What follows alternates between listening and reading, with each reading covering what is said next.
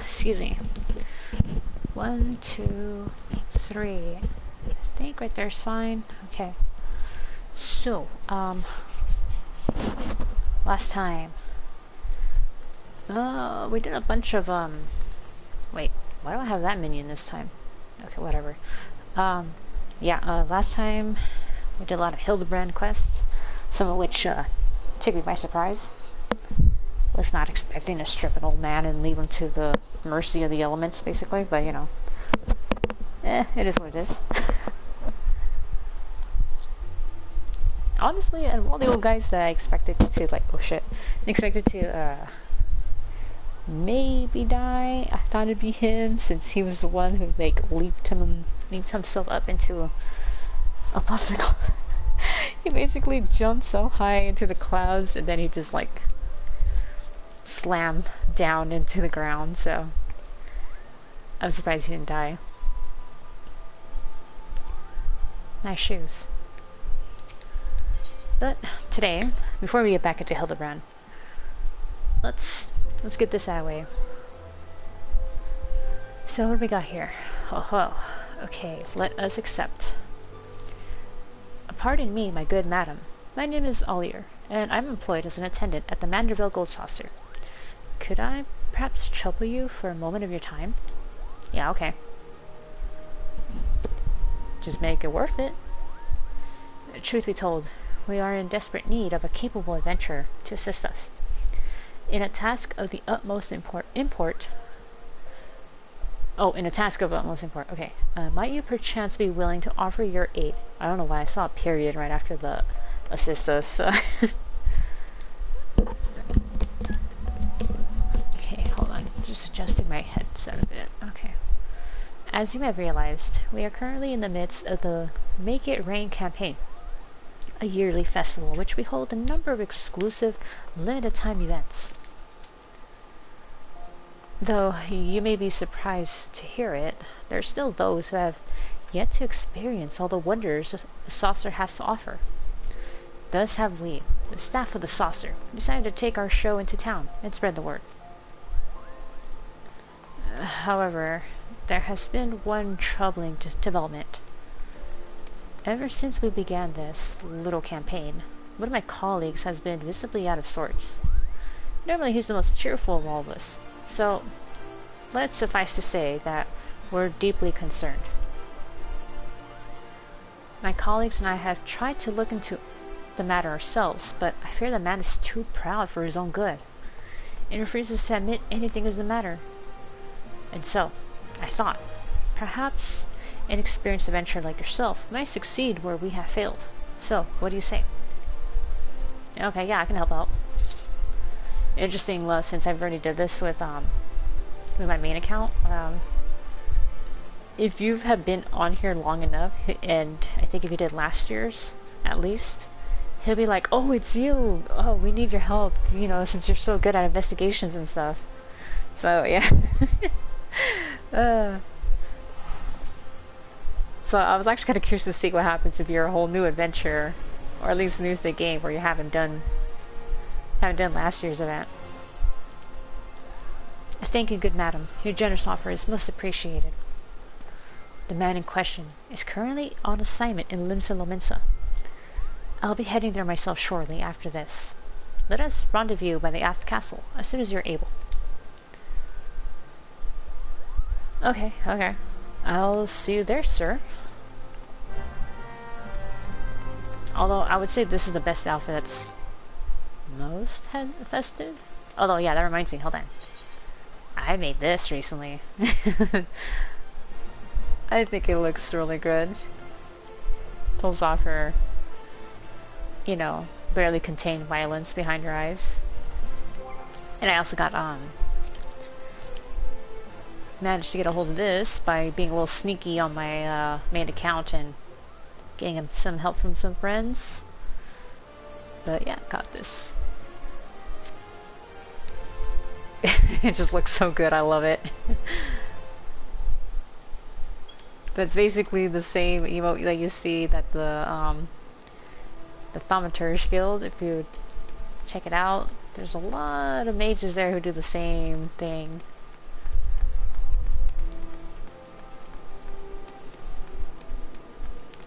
so first we'll go over here. Because I realized we don't have the... Wait.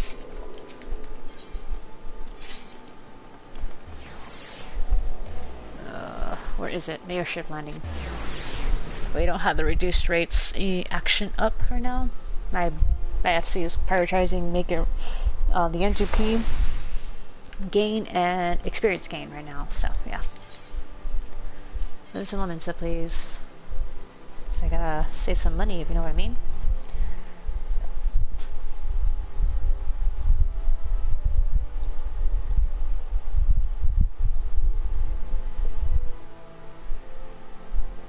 And I got a sip of water a little bit.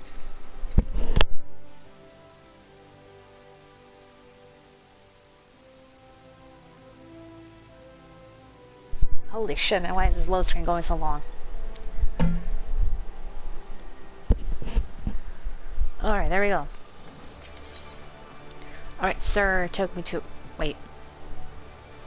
Johnny Winch, yeah. That's where the aft castle is.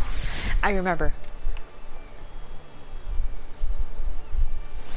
Although, considering all the fights that I've been so far, I would not be surprised if there's some things I've forgotten. I went the wrong way.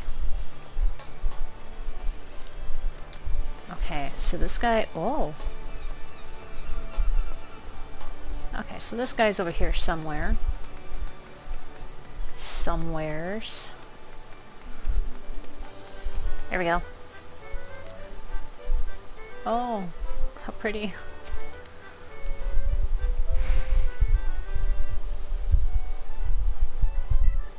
Okay, there you are. Majestic, isn't it?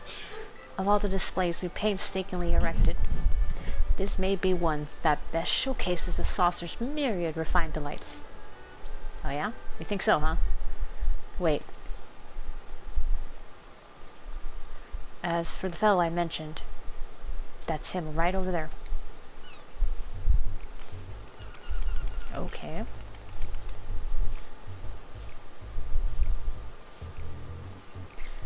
It keeps spinning in circles. Do you think it's quite alright? All I know is it's making me dizzy just looking at it. Hey, you. Can you do anything else?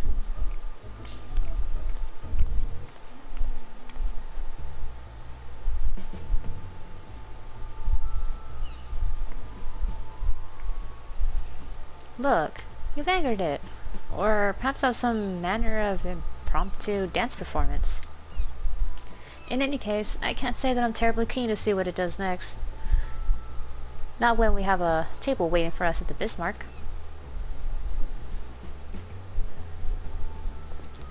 So long, spiny whatever you are.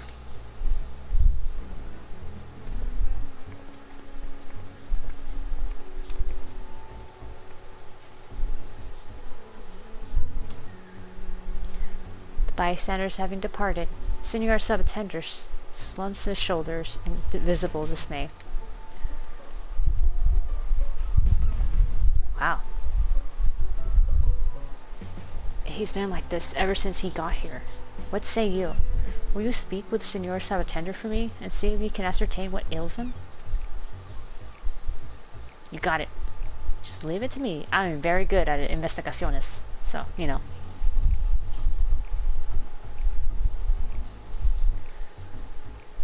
I mean, I'm actually part of one right now, back in Ishgard, which we'll do and finish up after this. Okay. Senor Subattender, are you alright? Yeah, let's... Are you feeling alright?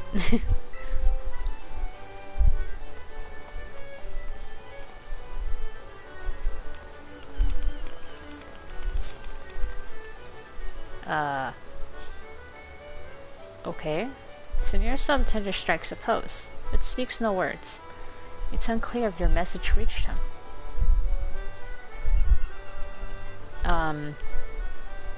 You're pointing at me, okay?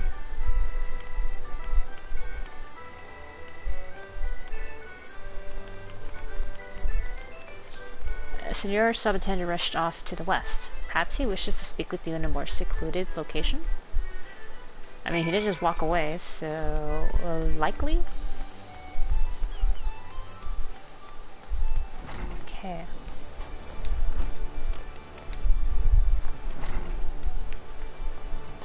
So we're right over here, huh?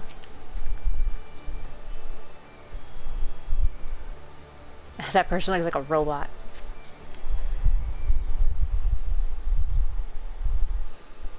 So...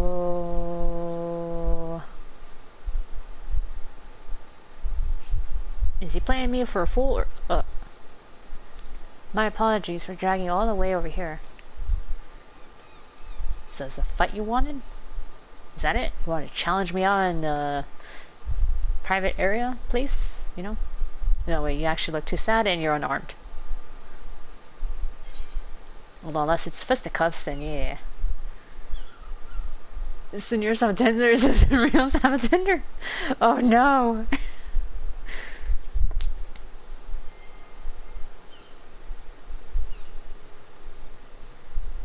Surely you jest. Everyone knows it's a Lalafell in the costume.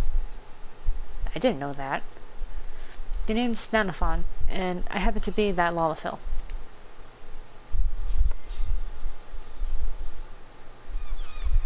You saw that just now, didn't you? I did my damnedest to convey the sheer splendor of the gold saucer with my usual grandiose gestures. But my audience was clearly unimpressed. Yeah. Alas, my gyrations and undulations are merely perplexing poses without the spectacles of the saucer itself. Would that I could explain in my own words all that they are missing out on. Oh, shit. Yeah, I was gonna ask why couldn't you just say it, yeah. Why don't I then? Is it not obvious? Because we don't want to reveal to future patrons that Senor Sabatender isn't a real Sabatender.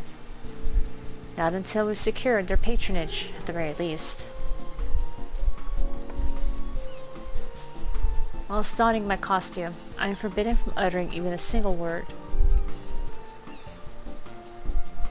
Such is my plight, you see. At this rate, I'll be forced to depart this place, having succeeded at nothing but causing quizzical looks and utter confusion. I simply want to join my colleagues in spreading word of the saucer splendors across the realm. And that's where I come in, somehow. Right? I mean, maybe I can be your words? Be your voice, yes, there you go. What's this? You'd be willing to assist us in our cause? I mean, yeah, why not?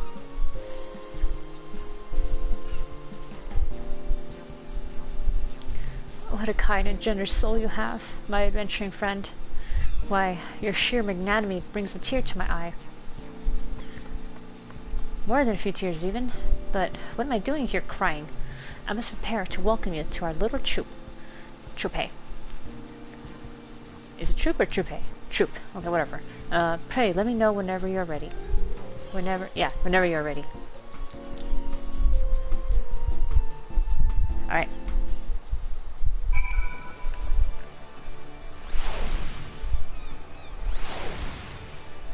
That Lalafell's actually kind of cute over there. Okay, ready for your first task. Excellent. Before that, however, allow me to give you an overview of our promotional campaign. Okay. We began with a survey asking for people's impressions of the gold saucer. Oh, excuse me, sorry, that was a burp that came out at the wrong time. Reviewing the responses, we noted that the vast majority of patrons cited attractions as one of the venue's main selling points.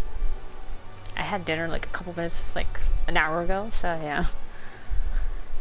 While it is true that our attractions are a highlight, there is, as you're well aware, so much more to the saucer. So we got to thinking about how best to go about informing the world of our lesser-known delights. Okay. I came up with 4 main features of the saucer that I hope to promote to people. Which shall I explain first? The allure of the cat pot.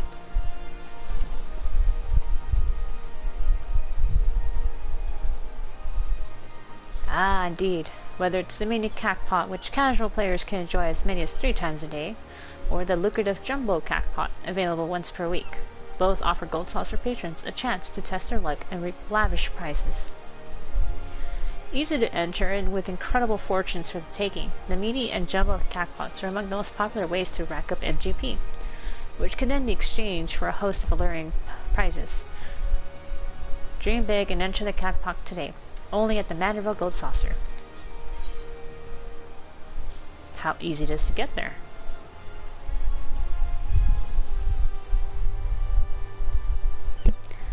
Tell me about it. Though the saucer may seem far away to many, being located at the edge of the Sagoli Desert, did you know that airship passage is available entirely free of charge from all of Eorzea's major cities? And though the wonders that wait you in the saucer's halls are the main attraction, I'll have you know that the journey via airship is a singular delight in its own right. Why not invite that special someone to soar through the skies on the way to the realm's premier leisure destination? The Manderville Gold Saucer, only a coin's toss away. Best kept secret?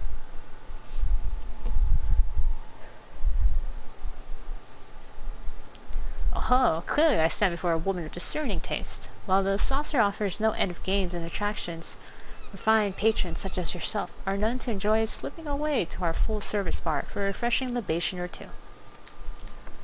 That's right, we've assembled the realm's best barkeeps to prepare a plethora of potables sure to wet your whistle, and put you in the mood to marvel at the saucer's many wonders.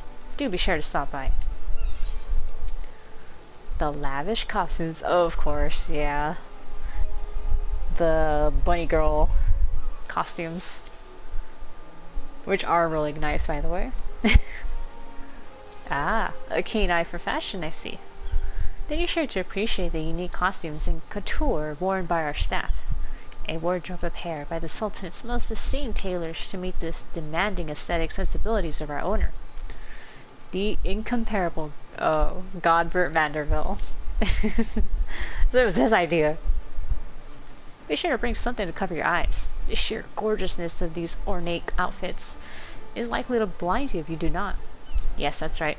The Manderville Gold Saucer is a veritable gallery of the most glamorous garb our civilization has ever seen. Well, how did that sound? I dare say I've done a remarkable job of distilling the essence of the saucer's appeal into concise verbiage. Simply remember all of that verbatim, and you'll be ready to help us spread the word of the saucer whenever you go. And with that, I do believe it's time for us to get the show on the road. Allow me to see to my preparations, and we can convene at the Aft Castle. We both are ready. Good? Good. Alright, well, you seem confident now. Let's go.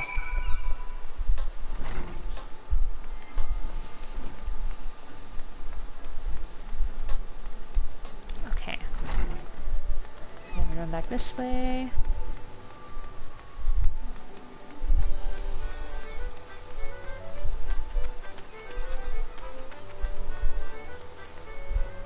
Oh, I'm doing the chocobo races. How adorable.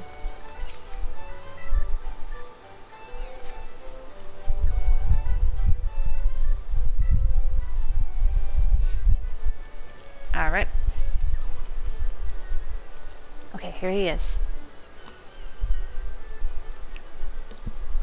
You can feel Nanofon's intense gaze upon you from within the Senor Sepultentra's costume. Alright, you're ready, huh? You're filled... I'm sorry, I just had Undertale flashbacks right now. You're filled with determination to share the wonders of the Gold Saucer with the residents of Limsa Lominsa, alongside your succulent companion.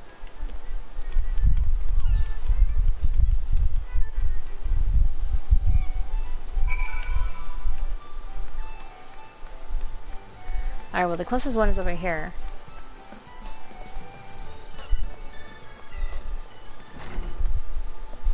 The missing member.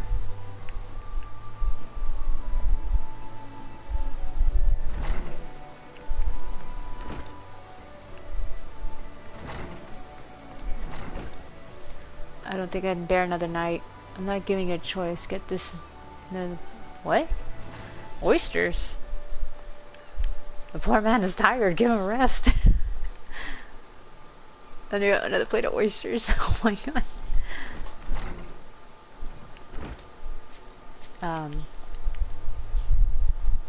Sanguine sirens to the top of the food chain, ear and lung so you want to join the meanest crew on the sea, then you'd best bloody your cutlass and thicken your hide. Alright, Roslyn, I guess you're someone I should talk to? Yeah, as you want, Drylander. State your business quick, and you'd best hope it's worth me while. Whoa, fierce. I love it. We're advertising the Gold Saucer. Surely you'd like to have a, day out over there. Check it out. The Gold Bloody Saucer.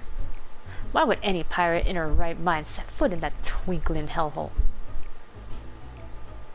I'd say it's time to put what you've learned to use and spread the word about the wonders about the saucer.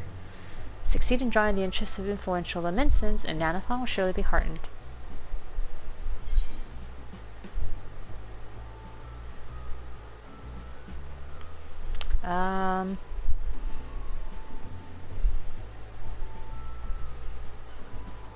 Special someone, maybe? I'm surely a woman of your,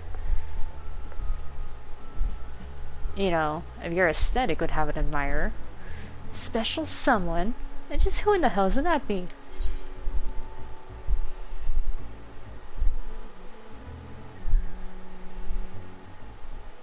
A certain pirate captain might appreciate the gesture. Who now?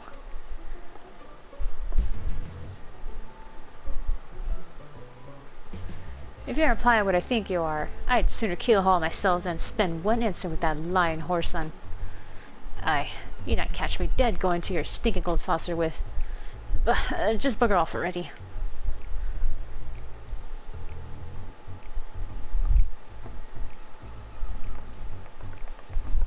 I don't know if that worked, Nanafon.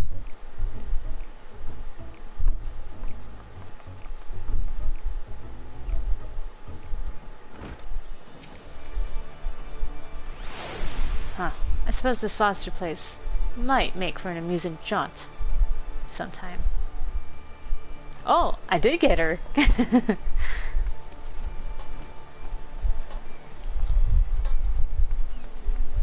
Okay, where's the next one at?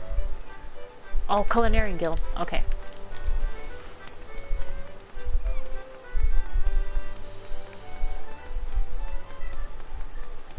Okay, let's take the Ethernet over here.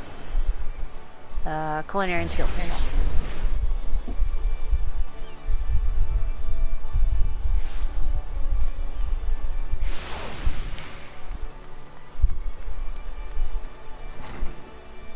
Ah. Hello, good sir. May I speak to you about the wonders of the Gold Saucer? Hi. Meet my friend, Senor Subatender. What have we got here? You're a fair share pricklier than the folks we usually show up here at the Bismarck. This is the realm-renowned mascot of the Manderville Gold Saucer. Oh, that skirt's not a good idea.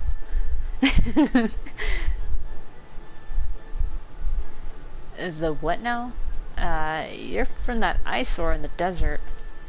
Never been there myself, afraid. I'm much too busy for them silly games. New dishes don't think themselves up. Ah. Dishes, you say? Well, I mean, we do have different types of drinks and such. Maybe you want to take a gander at that. You can partake in libations to delight even the most discerning of cures. You don't say. Me inspiration could do with some refreshing. Aye, I'll pay the saucer of yours a visit, just as soon as I know me apprentices won't burn this place down in the meanwhile. I think we got him.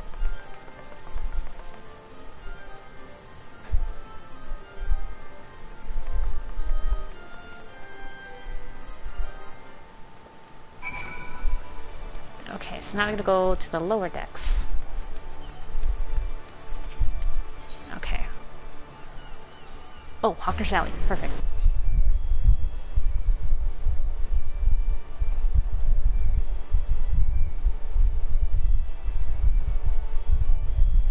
Okay, okay. So far, so good. We're 2 for 2.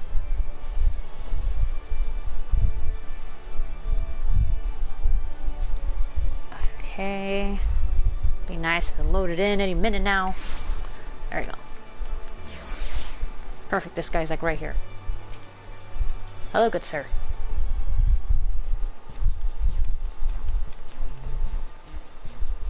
Hi. Kokurun welcome customer. Customer be welcome. Have you heard of the gold saucer? Not customer? Not come with custom? This is Senior Child Subtender, and we're advertising the gold saucer. Sparklies? Kyokurun loves sparklies. Kyokurun can find sparklies at this gold saucer?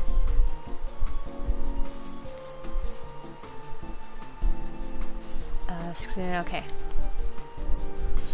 You look for sparklies, huh?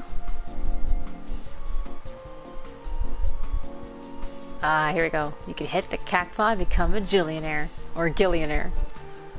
Sparklies! Lots of sparklies. Kyokurun loves sparklies more than customer. Kyokurun go to Gold Saucer Streetway. Come back with many sparklies.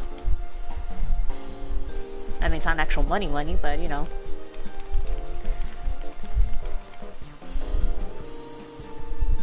He'll be rich, at least in terms of gold saucer money.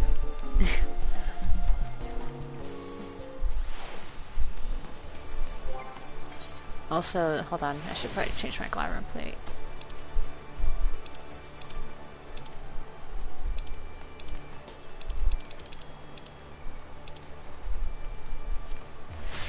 Let's try this one. A little more presentable.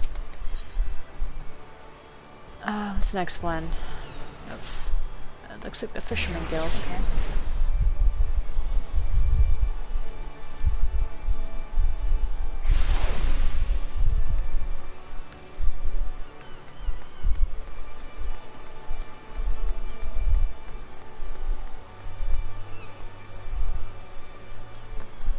Hello, sir.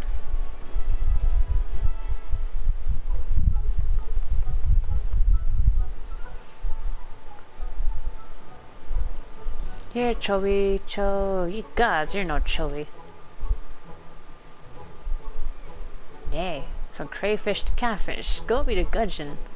I've seen my share of sea creatures, but there's not a puffer in these parts so pointy as you.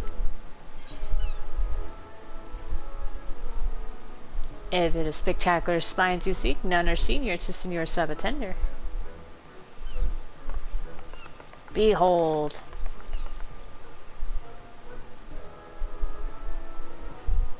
Isn't he great? You're one suave Subattender, certainly.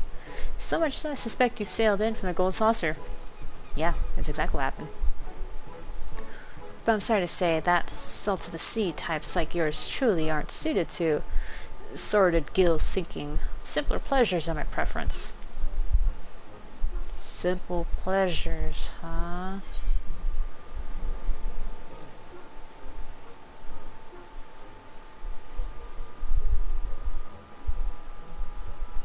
Well, I mean,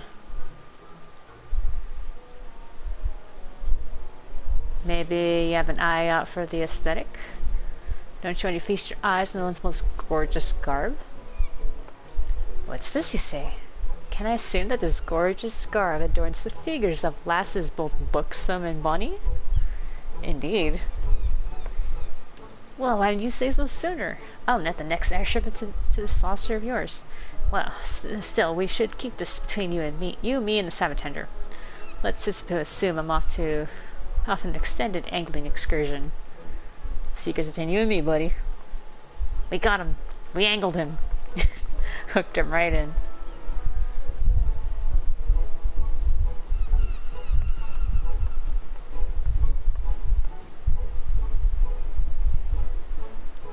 You have done your best to spread word of the gold saucer among the residents of Limsa. All that is left to is to reconvene with the staff by the aft castle and hope that your efforts bear fruit.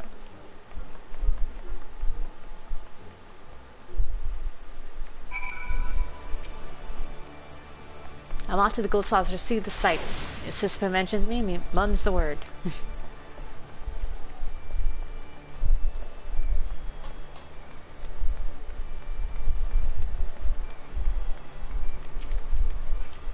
Alright, so off to the aft castle.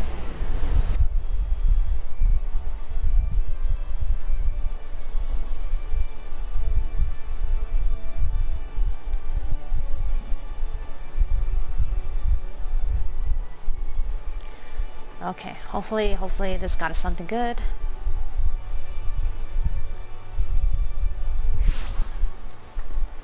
Okay.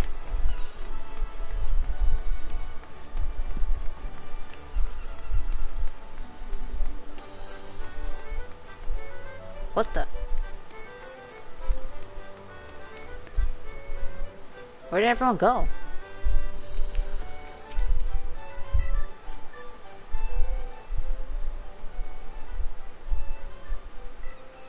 Why is it empty? Is that bad? You cannot help but feel that the crowd is sparser than it was just before. I don't know, is that a good sign or not? Senor Subaltender, there you are.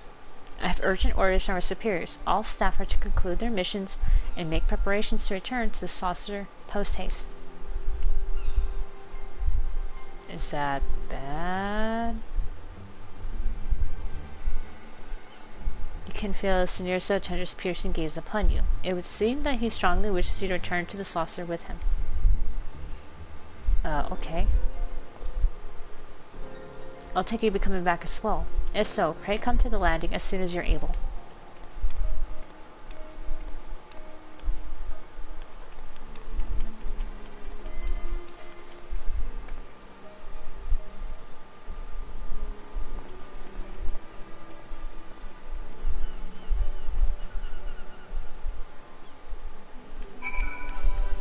Okay.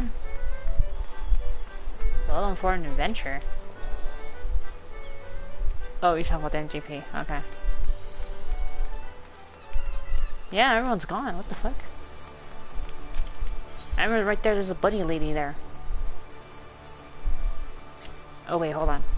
Don't I have the gold saucer saved? Yes.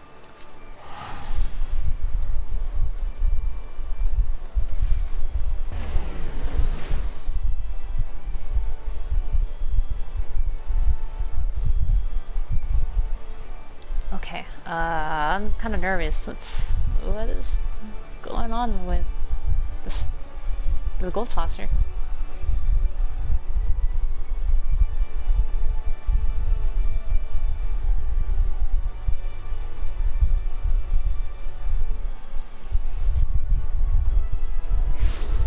I really don't know what to feel. I'm like, over this way?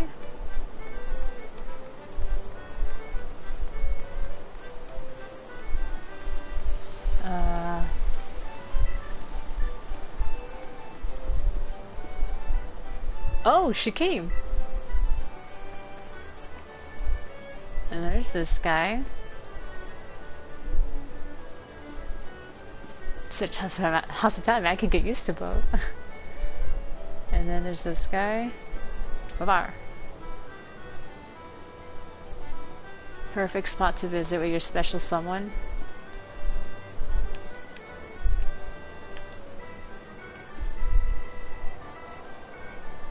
Man could get used to. Oh, man could get used to this. Is what he says. Okay.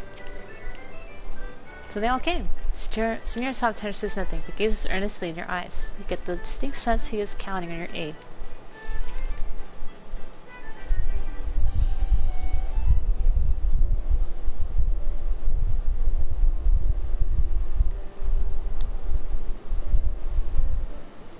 So, where can a man get himself one of those drinks that they're saying are the talk of the realm? Clearly you're an individual of discerning taste. Right this way, my good sir.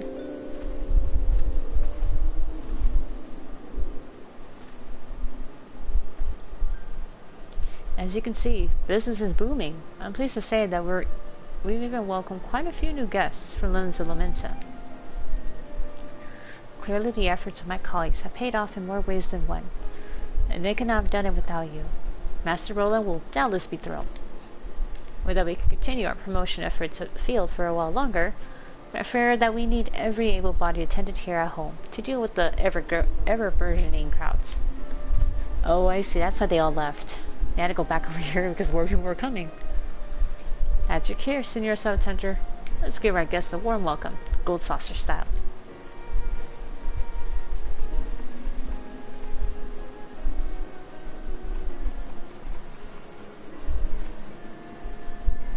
In any event, I thank you. Not only have you helped us to expand our clientele, but, as you can see with your own eyes, Senor Subtender is back to his typical energetic self. As his colleague and his friend, I cannot begin to express my gratitude. I can, however, offer you this as a small token of our thanks. Till our paths cross again, may fortune smile upon you at the saucer. Thanks, mister. I'll take this.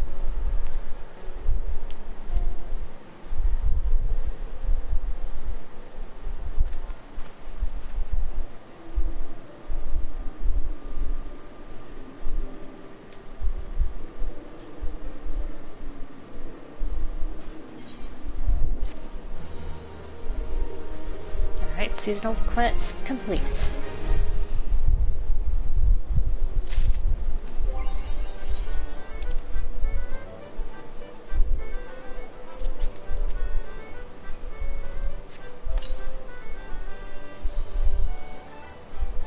Oh, I didn't even know I got that.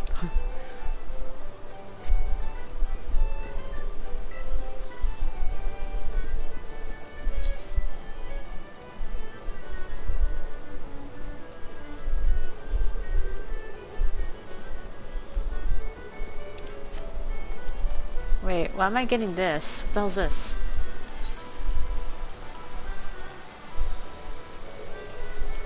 Oh, Air Force One.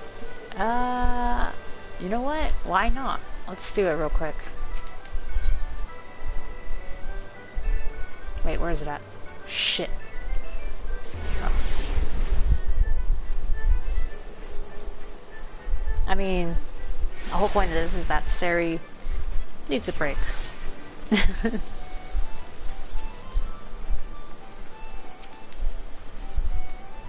Yeah, whatever. Let me in.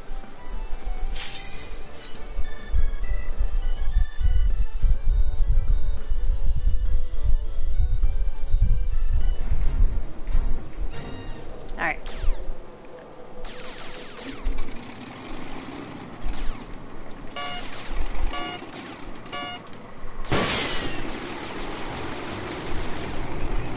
Alright.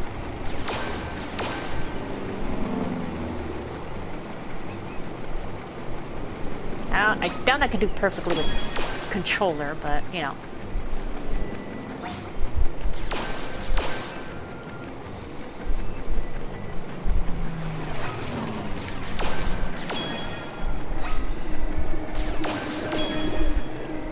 Okay, so far so good.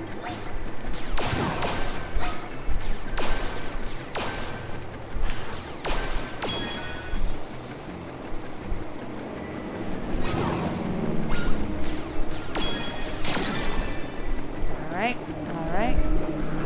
Then right here is the bonus round.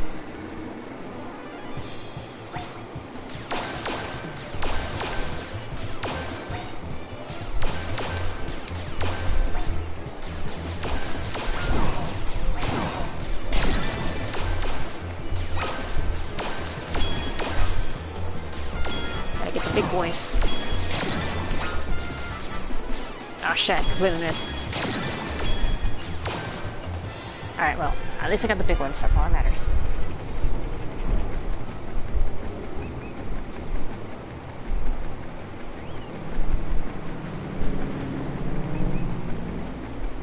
Vroom.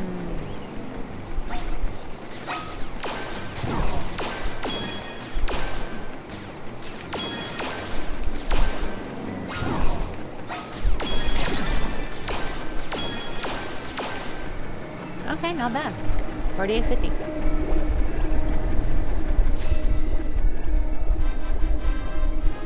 Dun dun dun dun. 4800. Nice too. S rank.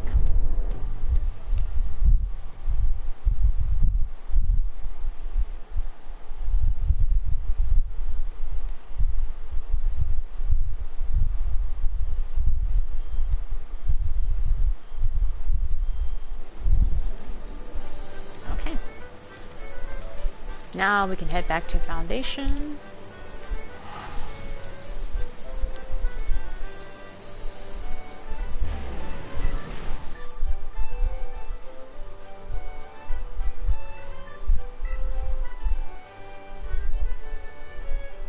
And I can finish up the thing with Hildebrand.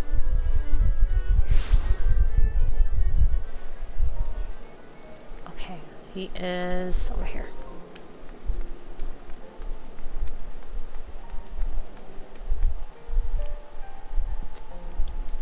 Hang on.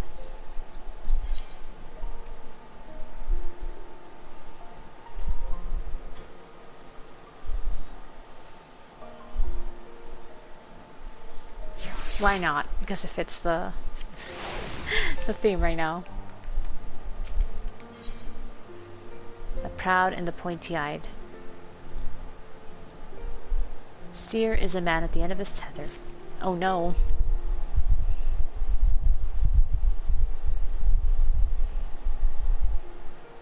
We need to speak, Sari. I've been scouring the archives for any information regarding temporal magics since last we spoke, and the results have been rather troubling to say the least. Oh, what have you found? As you may or may not be aware, ancient Alag is portrayed in the Enchiridion as a cautionary tale, a great empire brought low by its vanity and hubris. However, there are certain apocryphal texts in which the Alagans are cast in a more sympathetic light, if not outright exalted.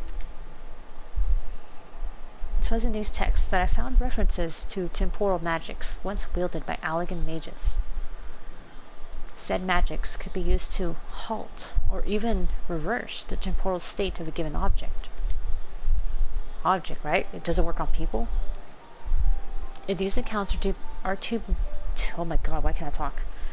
If these accounts are to be believed, and if Gigi's abilities and these magics are one and the same, then it may well be possible for him to turn back the hands of time for the Grand Sirs, much as he restored the Duke's priceless face. That being said, there's no telling how this will work with regards to a living being. Yeah, that's what I'm saying. I don't know if it works fine on objects, but people? Consider, if you will, that the vase was filled with water when shattered. Even if the vessel were destroyed, what would become of its former contents? I mean, yeah, we're restored, yeah. Would it be filled with water as before? The very same, every drop returned, or would it be different water? Or would the water, once split, be forever lost?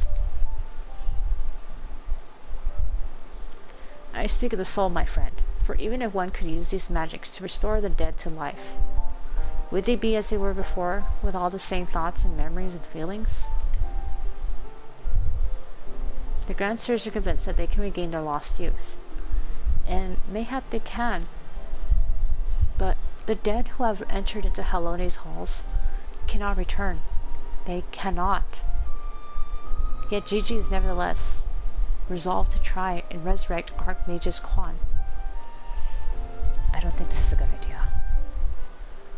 Speaking of which, according to some Charlian texts in these archives, Archmage's Quan was an accomplished scholar known for his study of ancient Alagan magics, further evidence that Gigi's abilities are likely derived from ancient traditions, I suppose. But more importantly, I learned the location of the Archmage's former residence. Mayhap we can find something of interest there. Something which could help us to persuade Gigi to change his course. I had in mind to summon Inspector Hildebrand and make the journey there together. Would you be willing to join us? Of course. I'm kind of concerned about what Gigi's about to do here. I'm scared he's gonna hurt someone, actually. With the magic, really, yeah.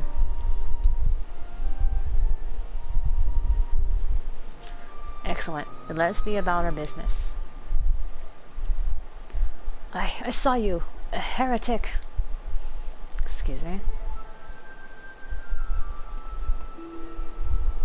I beg your pardon? Are you accusing me of being a heretic? Yes, you, Inquisitor Seer. I saw you sneak into the archives and seek out the forbidden tomes. Saw the mad light in your eyes as you partook of their forbidden knowledge. Oh, for the love of... I did all that for my investigation. Aha! You admit your crimes, that you did secretly without permission, in blatant contravention of our rules. Read forbidden tomes.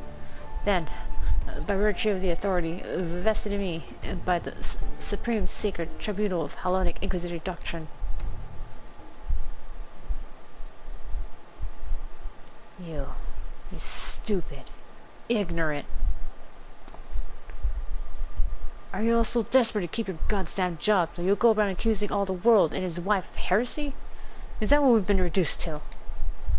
I'm sick and tired of looking for heretics in every bloody shadow, of trying to guess the secret sins of everyone I meet. It's stupid and pointless, and we're better than that, damn it. We're better than that. Let him have it. Rip him a new one. If you will not surrender yourself, then I have no choice but to inform my superiors.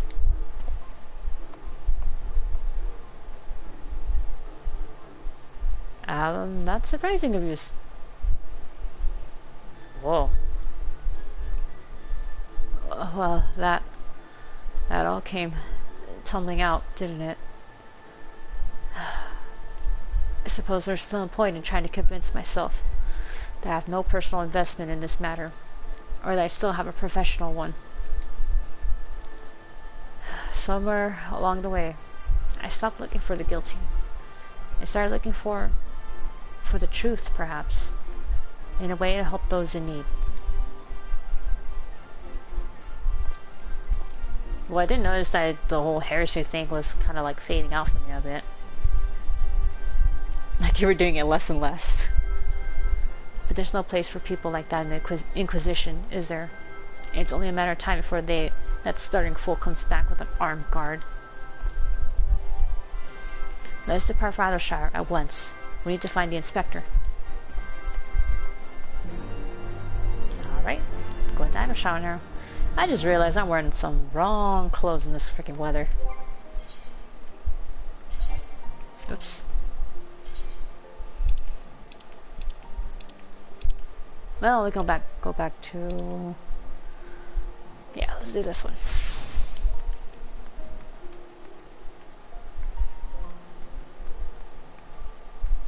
What are they looking at? I don't know what it is, but that coat looks really nice. Is that the urban coat? Yeah, it is, I think. Looks good.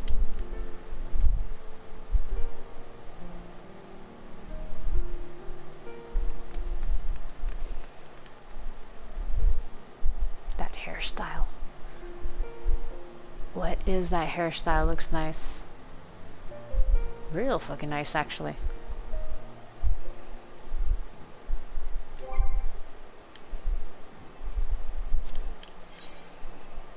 Okay, I don't sure. Hold on.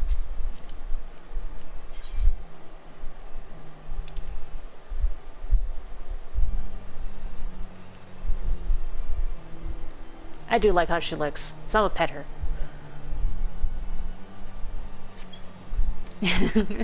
She has a good glam. I love it.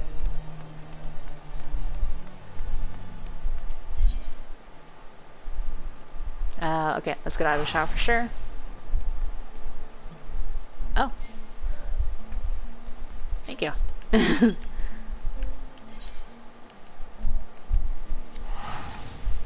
I'm surprisingly shy now that I think about it. Pet people and run away.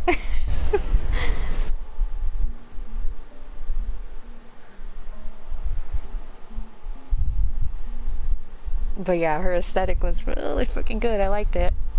I'm saying that personally, like, yeah. Staring respectfully.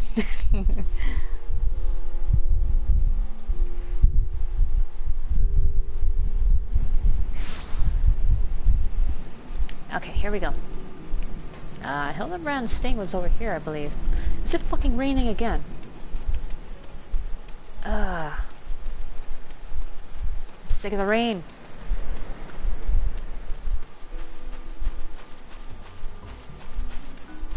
Oh, Nash shoes over there.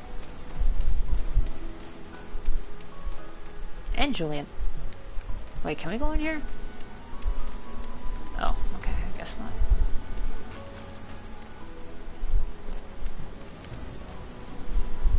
Okay, I was wondering what that noise I was hearing. God damn it, Hildy. I raised you to have better sense than this. Really? Did you really? Are you looking for the inspector? He went off on his lonesome. Really? Oh no, did he not turn to save Gigi? To say we arrived too late. Inspector Hildebrand has already gone off on his own to confront the Grand Sirs. They came back briefly to trade jingly shine for supplies and whatnot, you see, and the Gobbies here caught them trading tongue flaps about killing dragons in the Forelands. When the inspector learned about it later, he said he had to get after them right away and back take Gigi. He said he had a duty, not as an inspector, but as a father. Bugger that, he's got no obligations to a bloody mammet, especially one that chose to leave of its own free will, as I recall. I swear. I turned my back on the boy for one bleeding second, and he loses his goddamn mind. I'm afraid he might try to do something reckless. Don't you think we should try to find him and offer hand lending? You're talking like the Gobbies. Oh wait, that was Nash talking about that. Whoops, I used the wrong voice. Whatever. I'm rather more concerned about what will happen if the Grand Sirs attack. Or worse, kill any of Hraesvelgur's brood? Oh no. But first things first, I suppose, Sari... Oh wait, first things first, I suppose. Sari, would you be so kind as to assist Mistress Nashu and Julian in their search for the inspector? I'll pay a visit to Archmage's Quan's abandoned abode in the meantime. Oh, and before you think to refuse, know that you need not fear for my safety. Let's just say that our singular experiences together have inured me to the harsh realities of, well, reality. Okay. Huh, could it be the scrawny little shites finally found his spine? Let's start by heading to Tailfeather. I reckon the inspector probably went there first to ask after the Grand Sirs. So if we do the same, we're sure to catch up with him eventually. Alright, good job, Nashu. Tailfeather, Tailfeather. Yes.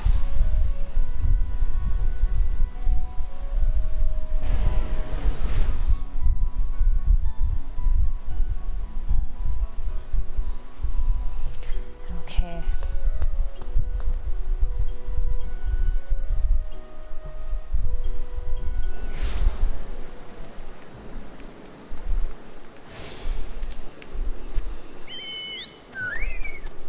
So they're over here.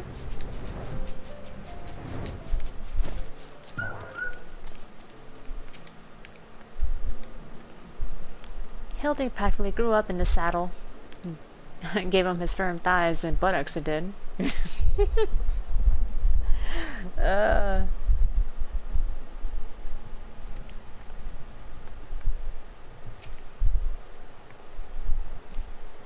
Right then, I say we split up and make inquiries separately. If you learn anything about the inspector, or the Grand Sirs, or Gigi, come and tell me.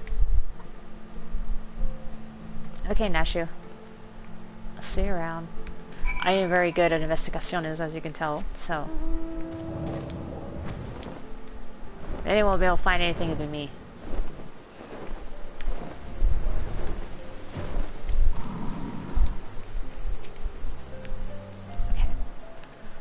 The Ashgardians with the mammet.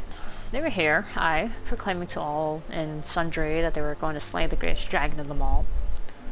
The gods only know the naive fools were serious. Greatest dragon? In Gartsimmer? He's the first one I think of when I think of the greatest dragon. And he's already kind of like half dead. Sort of. I mean, he's technically alive, but he's like sleeping.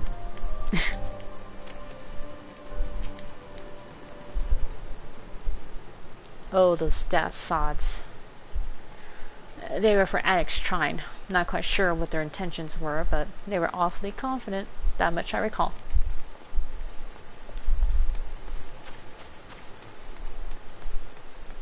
Oh, man.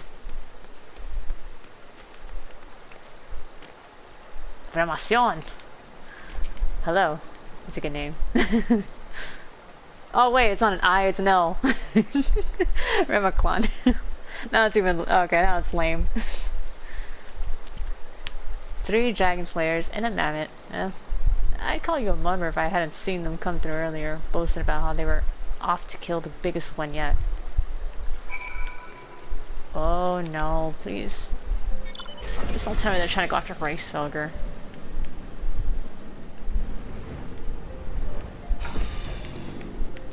Nashu, I have learned some things.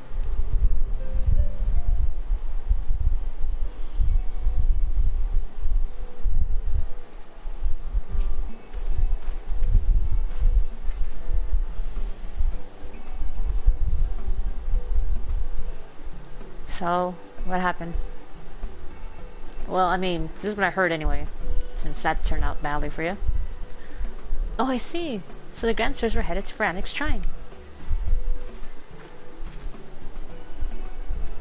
And my dear boy wasn't far behind them either. What are we waiting for? Let's go, let's go.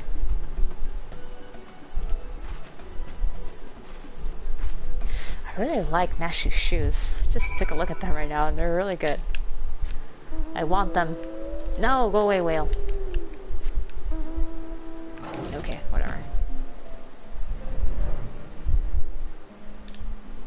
Off we go to Annex Shrine.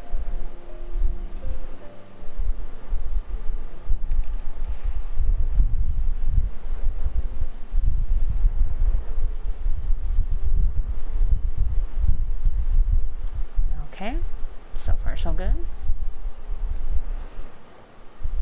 Are they actually like inside Annex Shrine or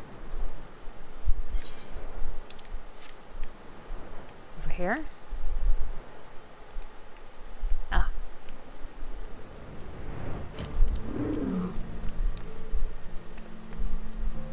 Wait a minute, isn't that the Dragoon? Orland, yeah. Ooh, I found one of the Grand Sirs. Alright, keep poking to make sure he's not dead. Did Hildy do this? Usually he ends up on the receiving end.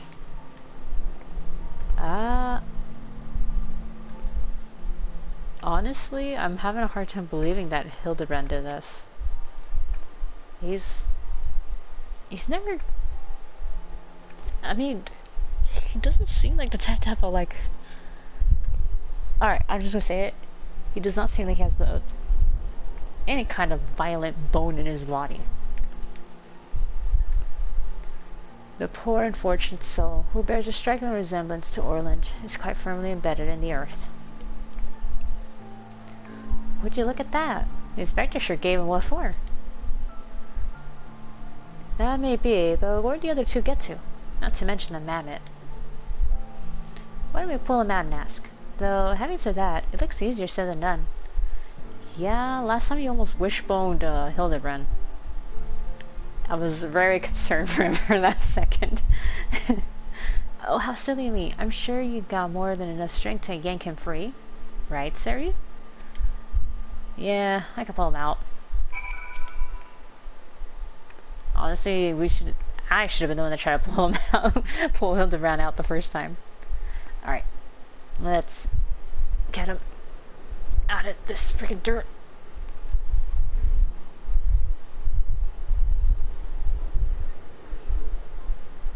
Oh wait, it was Hildy.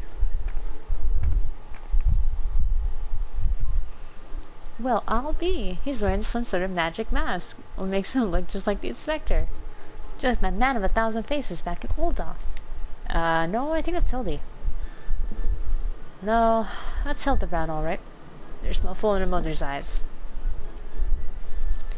I say, what trouble has my beloved son gotten himself into this time? Oh, hey, Gobbert.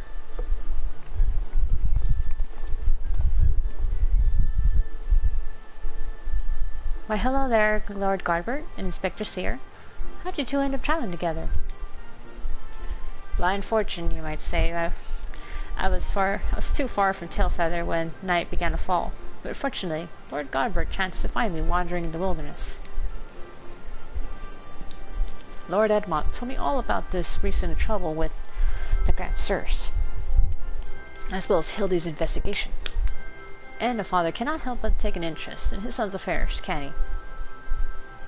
Really? Lord Edmont told you? Huh. As for me, I was eager to share with you my latest findings, namely Archmagus Quan's research notes. I haven't slept like that since I was buried in the lich yard. Oh, there you go, see? He walks it off. Well, well, I must confess, no small measure of embarrassment to be found in such a state, having been so unceremoniously disposed of by the Grand Sirs. But ignominy notwithstanding, I am most grateful for your succor, and pleasantly surprised to be reunited with you all. This wouldn't have happened had you waited for us instead of... Wait, why in the hell are you still wearing that rubbish? An impenetrable disguise is essential when concerned with the criminal elements. Alas, it seems the Grand Sirs have grown more perceptive in their newfound youth. What? Wait, do you mean they've already regained their youth? What about Gigi? Did you see him? Was he behaving strangely? Now that you mention it, his warm, soulful eyes were rather more pointy than I remember. What? By the fairy, not pointy, according to Archmagus Quan's notes. That's a sign of Gigi's using too much magic. If he carries on like this, his ether will be expended, and he'll end up no more than an empty husk. This is terrible news. We must catch up to the Grand Sirs at once. Do you know where they were headed? All I heard was that they were keen to slay dragons. They can't be going from Somal, right? Oh. Nidhogg? They are bound for the Turning Mist, a place called Zenith, to kill a great worm named Nidhogg. The Nidhogg's kind of dead. No, wait, wait. I don't know where Nidhogg went, really, but the one in Zenith... Oh. Really? That'll happen. Huh. Ahem, I meant the other one. Racefelger. Oh, no. Do not kill Racefelger. Oh, my goodness. Racefelger? Fear, take me. What could they possibly hope to achieve?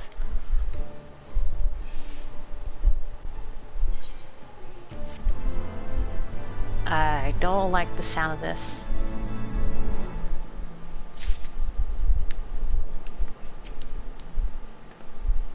At least I found the inspector, right? Yeah. After finally achieving peace after 1,000 years of war, they want to kill Racefelger. That doesn't make any sense. It doesn't. Watching Hildy learn and grow as a father reminds me of my own trials and tribulations.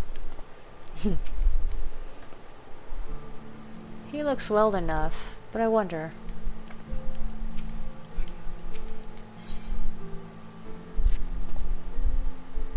I, Hildebrand, Agent of Inquiry, Inspector Extraordinaire, do hereby ask you all to aid me in rescuing my son and putting a stop to the Grand Sir's machinations. You know, there's really no need for all that. We came because we wanted to help. I, Nashu, faithful assistant, maker of explosive extraordinaire, do hereby present to you this fresh change of clothing. Capital. I knew I could count on you, Nashu. I shall change en route. Come, my friends, to Zenith, and to Gigi. Oh, man.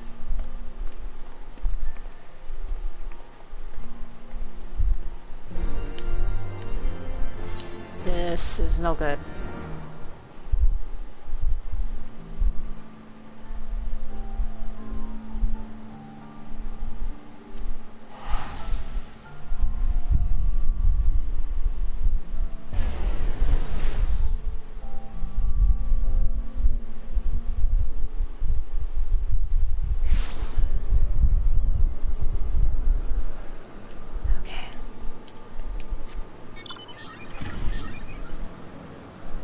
Oh, they're right over here.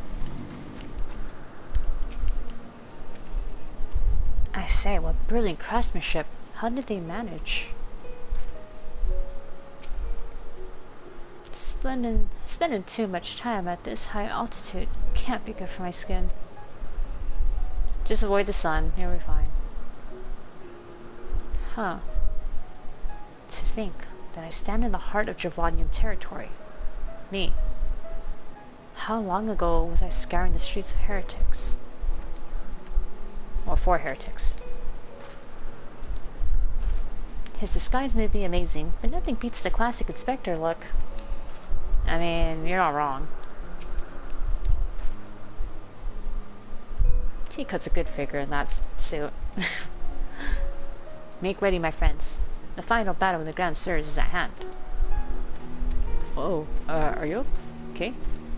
It seemed my wounds were more serious than I thought.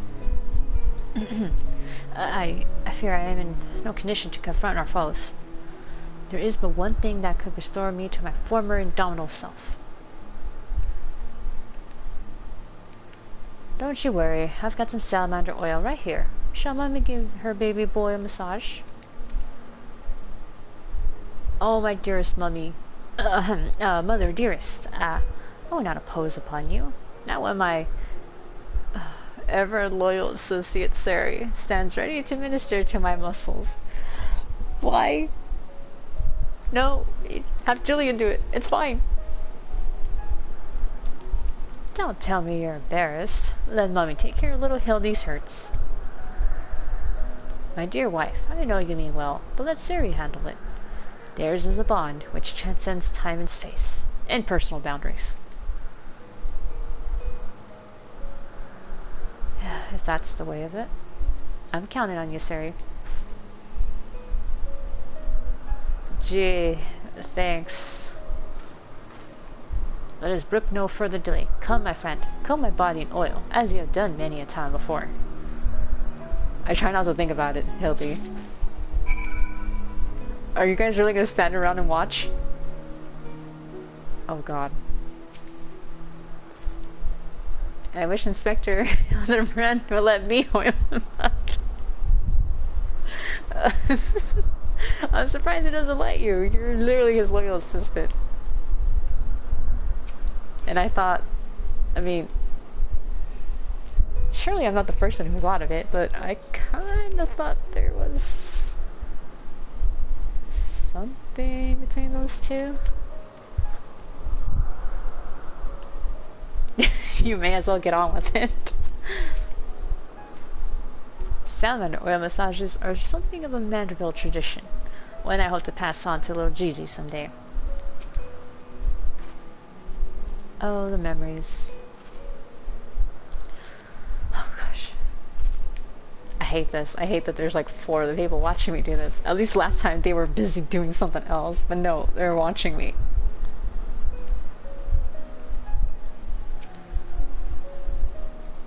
This would be kind of weird with you, you know, still in clothes, but at the same time, maybe it's better that way.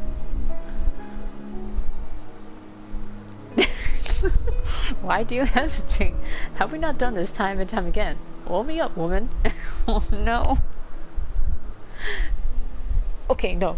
Why am I being weird about it? I've already done it once. I even freaking massaged an old man, for God's sake.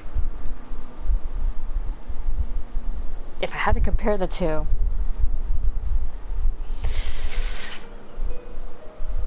massaging Hildebrand's actually not as bad versus massaging old man skin. At least Hildy is like buff and fit, so it's probably not bad. It runs the oil on his skin. It does this whenever it is told. Okay, here you go. Oh, how it soothes my aches and pains. Quickly now, knead into my flesh. Knead as you have never kneaded before. Okay. Here you go, Hildy. Oh, they're such furious kneading. I applaud your enthusiasm, but may have I urged you to excessive force? Probably. I am strong. Nay, you were in the right already. The gentle warmth begins to spread throughout my body. The fires of righteousness burn anew in my breast. Okay. Hold, my son. Though your passion is renewed, you may yet be spurred to greater feats of Manderville strength. Let's see. Derived from the purest essence of salamanders, the ancient legacy of House Manderville, Salamanderville. What? To you, my beloved son, now become a proud father, I bequeath this most sacred of oils. What? Salamanderville? Could it be that legends were true? Your muscles shall shine with the brilliance of 1,000 suns. No mortal man will have the power to do you harm. Verily, it is so. For by its grace did I once weather the slings and arrows of a bandit horde, and bring my hammer of justice to bear upon their wicked heads. The time has come, Sari. Take this oil, and help Hildy become the Manderville man he was meant to be. Thanks, sir. Of course, this is what I make it to see. Well, I see you just missed, Sari, like, rationalizing it in her head, more or less. I guess when you think about it, yes, she has done this before. And recently, last time, she massaged an old man. So, compare the two. On the one hand, it's Hildebrand. On the other, it's an old man's skin, and who knows how wrinkly and worn out it is and stuff. So Hildy, I mean, yeah, it's Hildy, but at the same time, Hildy is buff, so I'll take muscles over over saggy old man skin any day. I am ready for my final oiling series. The best of the best for a Manderville man, to rise to the top as the cream only can. So for the lack of a logical plan, massage the Manderville man. Alright. Here we go. Oh. The Salamanderville. How it flows into every nook and cranny. Quickly now, lay your hands upon me. Massage me with all your might. All my might, huh? Alright, you asked for it. I like how the other dragon girl's like helping me there. Yes, that's the spirit. I can feel it building and rising. Do I have to keep doing it? But Inspector Hildebrand's already so shiny. I think I might go blind. Okay. Alright, one more time. All my might. Oh, such passion, such fervor. I am the inferno unbound, the tempest unleashed, but I have not yet begun to pose. Alright. Gonna get all these knots out for you then. Ugh, okay, I think I got it. Ah, I am a Manderville man! Haha, that sound Manderville is my word. I've never felt so alive. Such vibrant colors, such intense sounds, such fragrant smells. Mother, father, Sari, trust your oils and your strong yet tender fingers, which open my eyes to the glory of creation. I am a gentleman inspector, reborn. You're not the first one who told me I had strong yet tender fingers. Onward to zenith.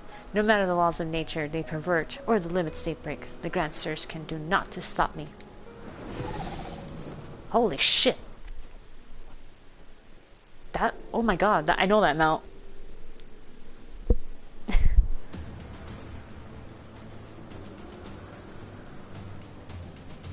Alright. What's the plan, boys? And girls?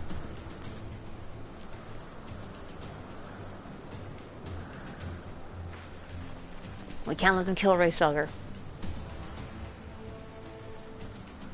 Okay, out of character? Damn. Look at those heroes.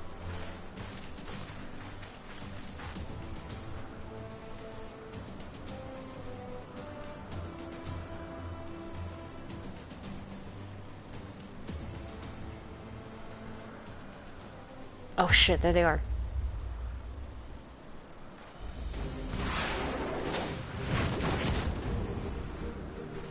Oh damn. No.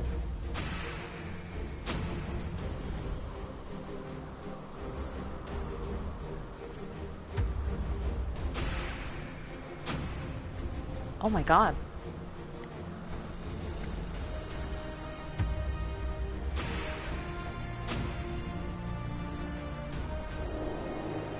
Oh no, they're hot.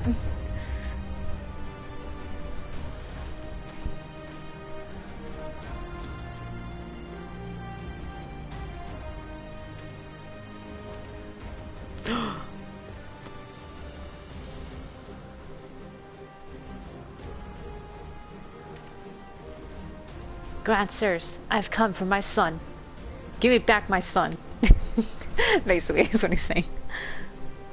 Oh, must we do this now? We have a dragon to slay. There's no need for any of this. The war is over. But not for long. The worm's death will give rise to a new era of fire and blood. And we, having consumed his eyes, will use our new powers to win untold glory on the battlefield. Our legends will echo in eternity.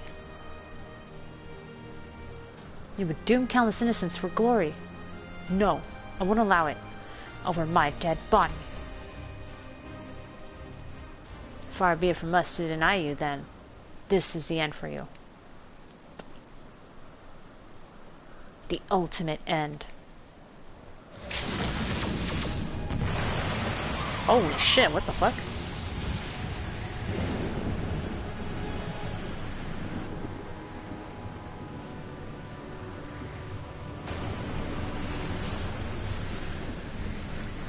Oh shit, is Hildy strapped in the middle? Oh no.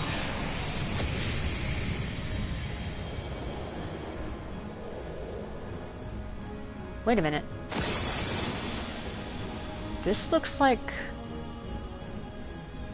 Yeah.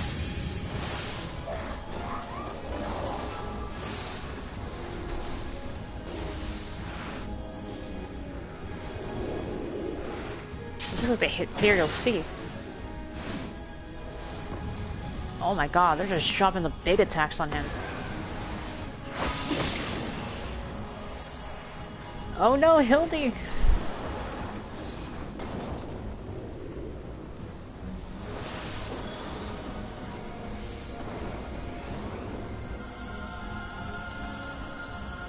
Wait, what?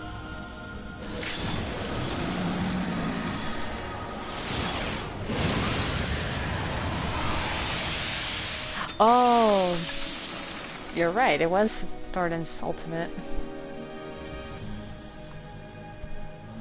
Yeah, the cracking at the end, yeah. Oh, and the music. Yeah.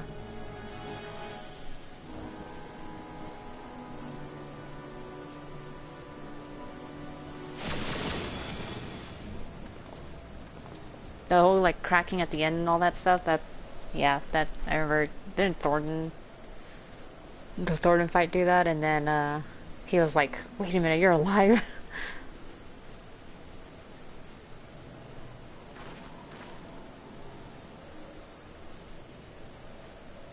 Have faith, my love.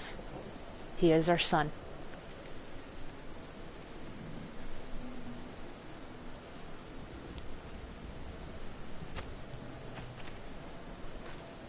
When you get knocked down, you get back up.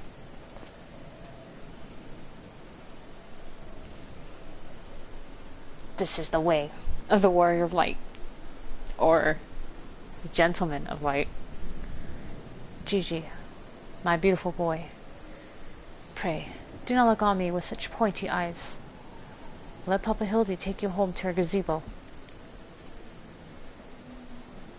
Stop calling me that. My name is Vivi. Vivi. I remember everything. My powers, my purpose. My grandpapa Kwan. I made them young again. But it's not enough. I need more. More. I need the worm's eyes. And then I can finally bring him back. I'm sorry, Gigi, but no, you cannot. Grandpapa Kwan is gone. He's right, Gigi. Mayhap you should restore his corporeal form and breathe the life into it. But his soul, what made him your grandpapa, is forever beyond your reach. Yeah, you can't pull a soul back out of the ethereal sea. That's not true. I can restore everything to its ideal form, to the way it should be. Even Grandpapa Kwan, even you, Papa Hildy. Wait. Please, Gigi, you have to stop. If you keep using your power, you'll die.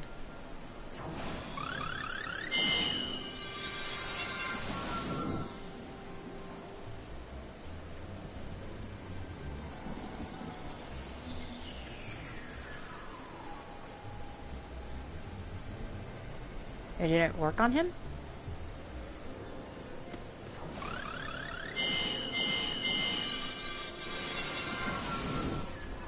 Ha, he is the ideal form. I don't understand. Your clothes are still dirty and tattered.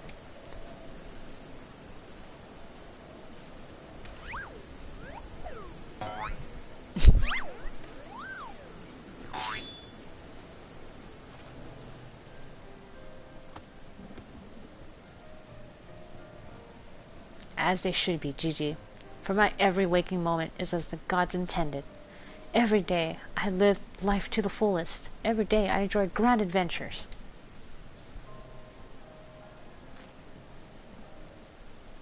I found your grandpapa's research notes.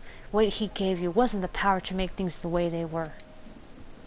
He gave you the power to change the world, to make things the way you yourself believe they should be. That's why your magics have no effect on the inspector. Because you know in your heart that this battered and bruised form of his... Oh wait, no, I read that wrong. Oh god. Because you know in your heart that this battered and bruised form of his is, in its own way, right.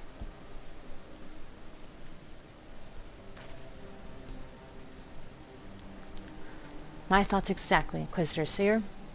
And it is for this self-same reason that you were unable to make Grandmaster Kwan younger. Oh, that actually makes sense now. In your heart, you knew there was naught that needed to be changed. Your beloved grandpapa was exactly as he should be. Your every day was to be treasured and worthy of celebration. Then what about the Grand Sirs? Why was I able to make them young again? All you truly knew of them were the stories they told, wondrous tales of daring do by heroes in the prime of their lives. It's no wonder you were able to envision them as such. That's all they ever talked about when they were young and free and full of fire. At first, Archmagus Quan didn't understand the true nature of your abilities. He struggled to deduce why you cannot make him younger, as he originally intended. Eventually, he realized that your fond memories of him were preventing you from conceiving of him as anything but an elderly creator, and that the only way to achieve his goal would be to take them from you. Oh. That's why his memories are gone. But you were all he had left in the world. No longer a mere mammet, but a friend. Family. His only family. His grandson. He couldn't bear to lose you, so he renounced his quest for immortality. But I still lost my memories in the end. He was afraid of leaving you all alone in the world, afraid that others would attempt to take advantage of you and your magics. So before he died, he decided to take your memories from you after all, to protect you. But despite his best efforts, something remained. Something stronger and more powerful and more resilient than anything Archmagus Quan ever dared dream. You were never broken, Gigi. You were never abandoned. All he wanted was to set you free.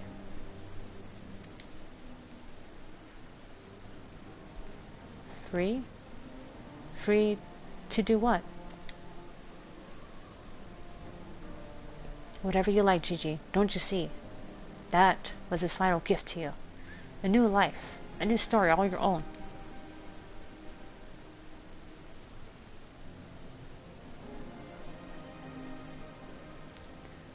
This has all been very, very touching, but we're not getting any younger. Well, you aren't at any rate.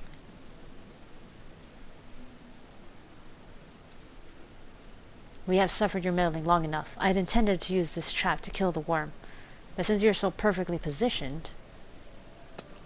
Uh-oh.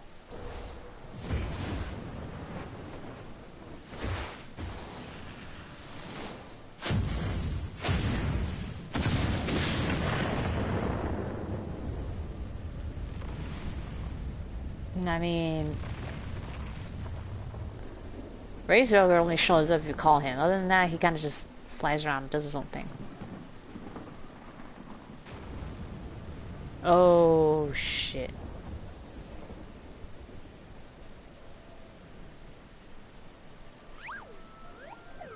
Oh?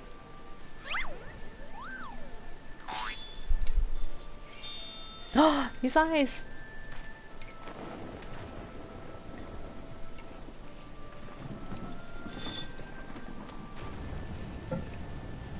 What the hell? What's he doing?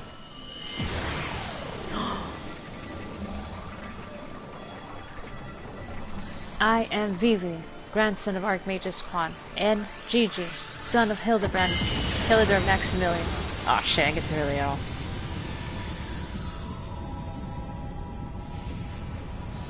Maximilian Manderville.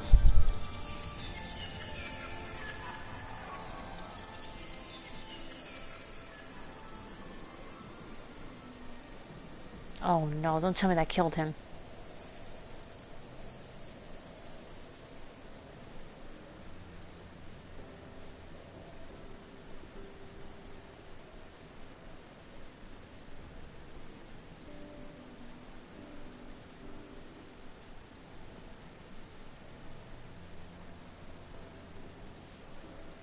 Oh shit, my head.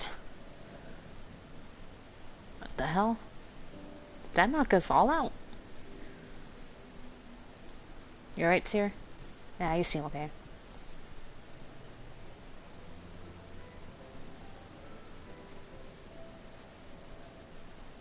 Oh, they're back.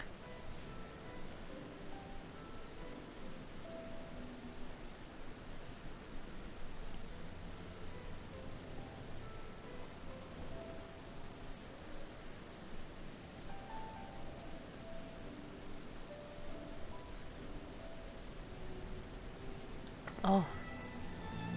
You made them old again.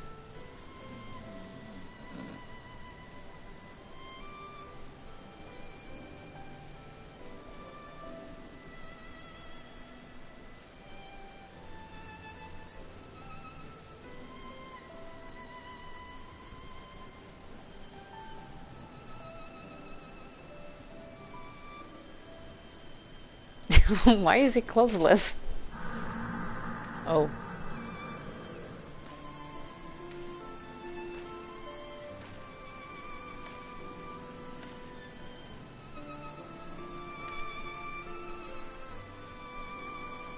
No, he's moving, he's breathing.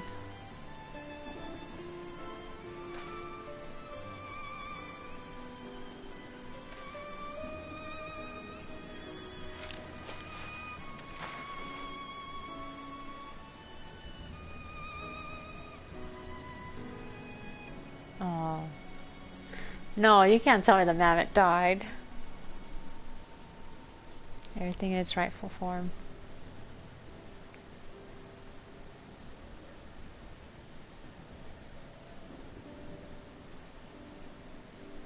Oh, he died protecting us.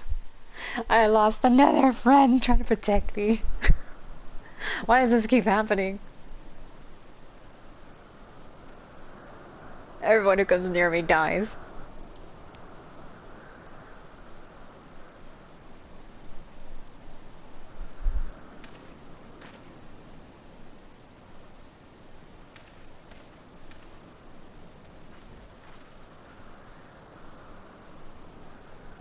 It's like it never happened. With the last of his strength, he turned back the hands of time. Not just for the pillars, but for all of us, for us all. He made us all as we once were, as we were meant to be. After all that gallivanting about, I get bugger all. What about my misspent youth? I was not meant to be this bloody old. Such a fine day. Never have I squatted with such perfect form. I may well reach my physical peak. Oh my god, he's like blowing air. What rot. Act your age to death, sod. You look foolish. You should be grateful Gigi saw what you had become and gave you a second chance.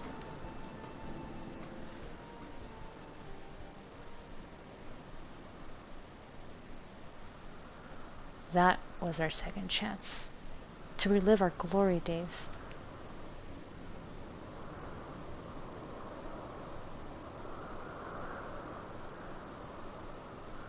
It was all rather silly though, wasn't it?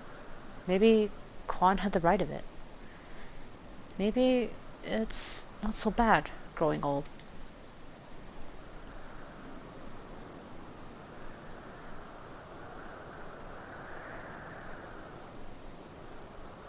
I was a coward when I was young, but now that I'm old, I'm not afraid to say things like, I love you, Doris. What? And he smiles for them. You're a blind, bloody fool, Gonsmart. But she's still smiling.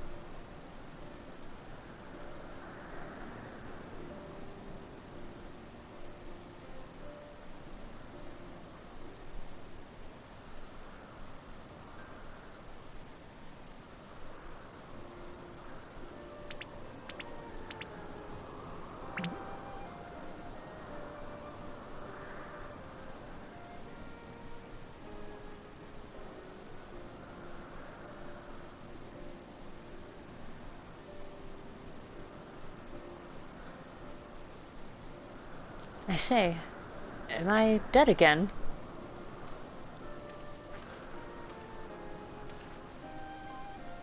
Quite alive, Inspector, along with everyone else, thanks to Gigi. The Grand Sirs are also in our custody.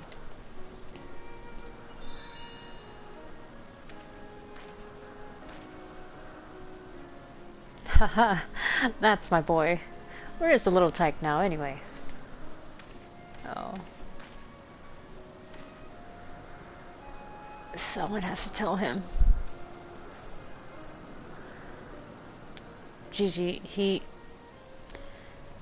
embarked on a grand new adventure. He's no longer with us.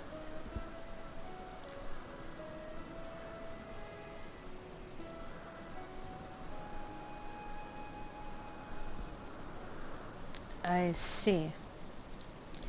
If that's what he wanted, then I could not be happier for him. I'm sure Archmage's Quan would feel the same way.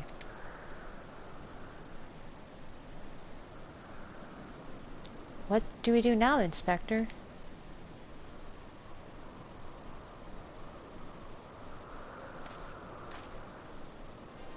Isn't it obvious, Nashu? The wide world beckons to us, with the promise of mystery and wonder. We shall resume our never-ending quest, for a case is perplexing and profound, and, perhaps, one day, we shall meet young Gigi again.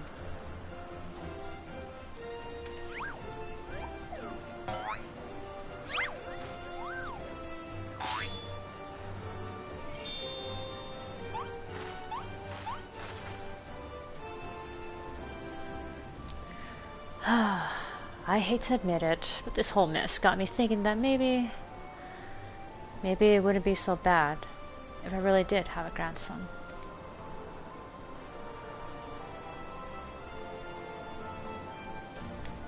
You did right by Gigi, Hildy. Your father and I can see that. We're proud of the man you've become.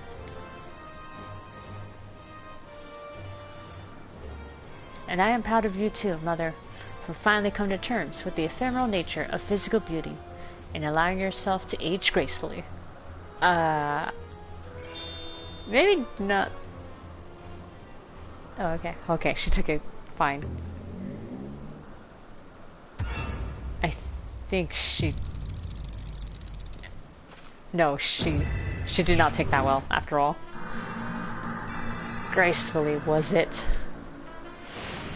Oh my goodness.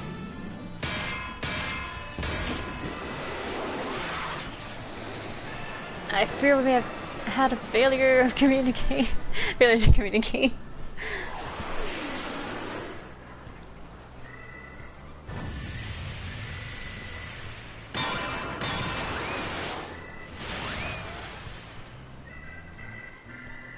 Now you sent them blasting off to goodness where.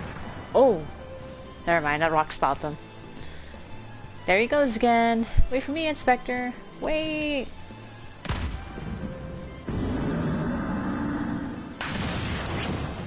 Oh, she blasted right through the rock. Hark! What is that curious light I spy in the far eastern skies? And this oh so familiar scent which fills my nostrils. Do I smell a case? Worry not for me, my friends. Wherever the wrong wants for succor, I, Hildebrand, shall be there till we meet again.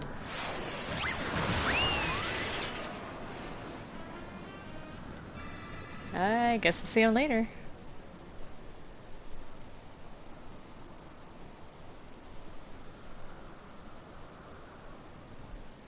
So you hit Gigi over here, right? It's because he's...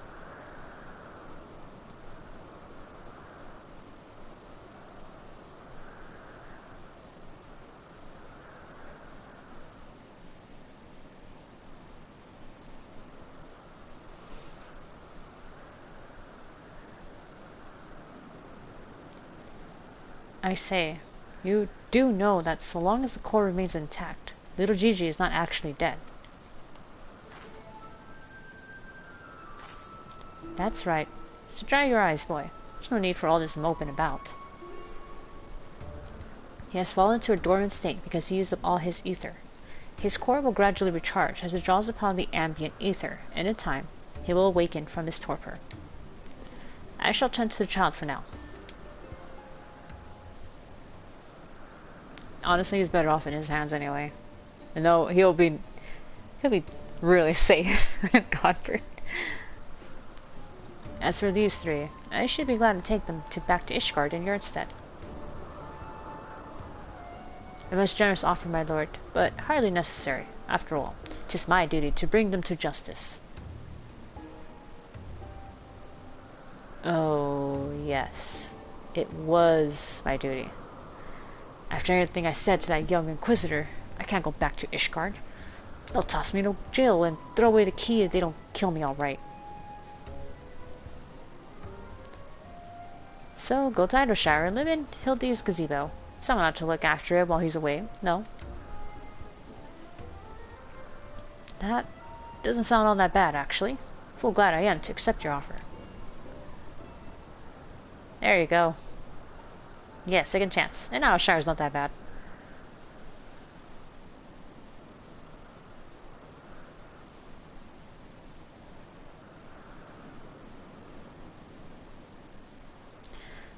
I suppose there's nothing for it but to wait until he comes back down. Does the most graceful strike, my love. You haven't lost your touch.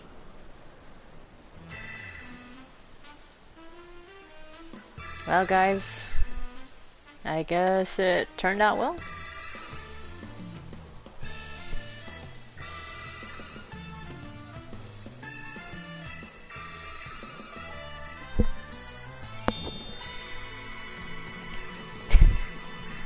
Oh, man.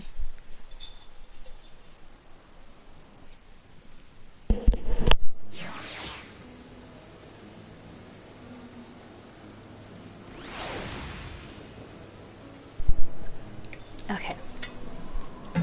Take my drink of water. I suppose there's nothing for it but to leave the grand search to Godbert. Oh, Lord Godbert. And for me to see to Inspector Hildebrand's gazebo. I'd like to thank you for everything you've done. If you find yourself in Idleshire, come and see me. There are a few arrangements that I need to make, but I can't imagine that it will take that long for me to settle in. Sure thing, friend. Oh, thank you, my friend. Until we meet again. He wasn't so bad after all. So, guess we go back to Idleshire now.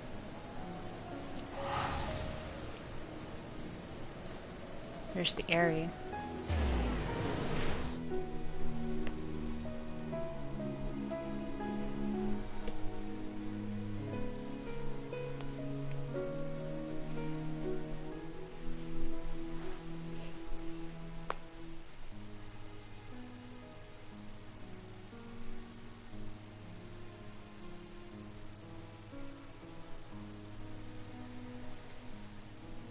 Okay.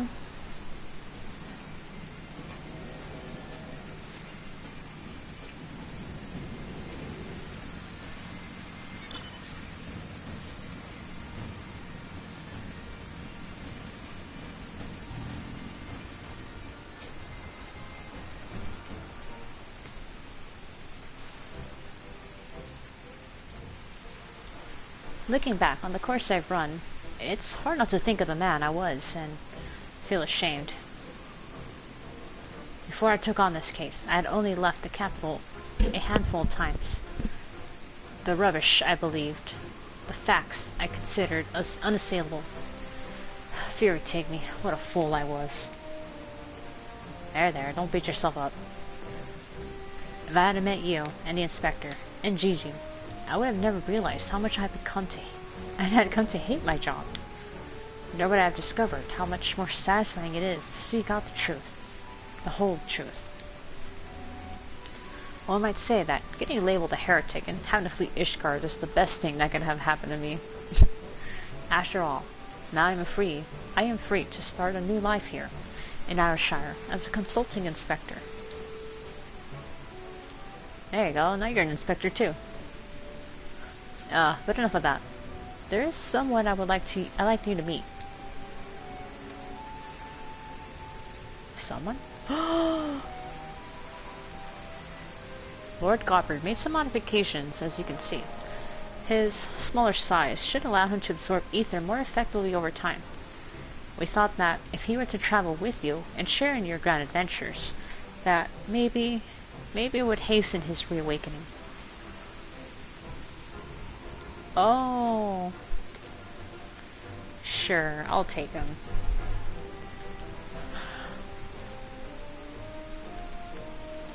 Thank you, my friend. I do hope our paths cross again someday. May the Fury bless you and keep you.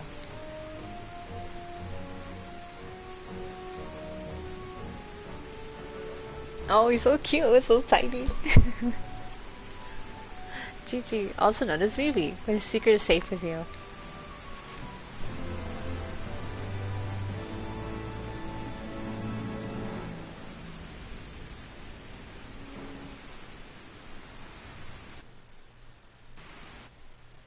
What the? Oh.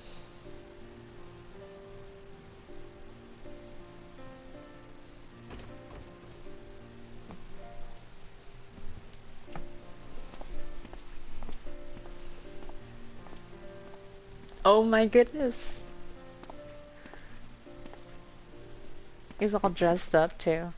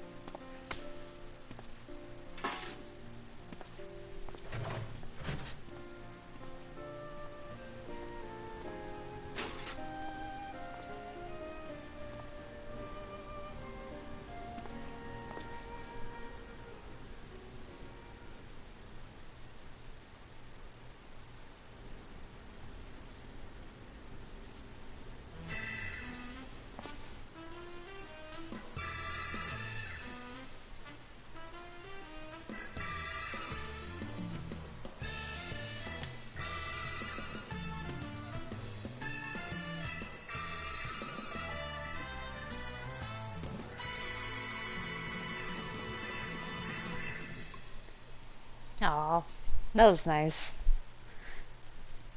Like I showed him cleaning up the place.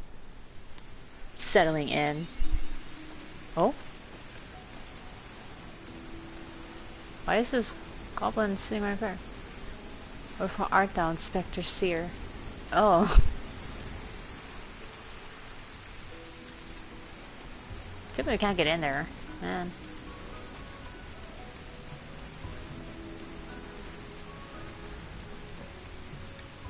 Okay. Well. Back to Foundation we go.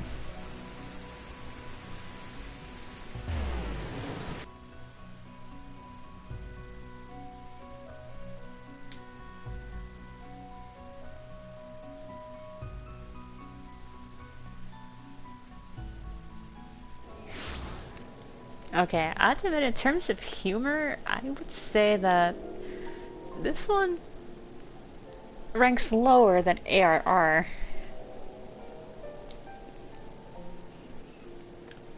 Oh right, gotta pop him.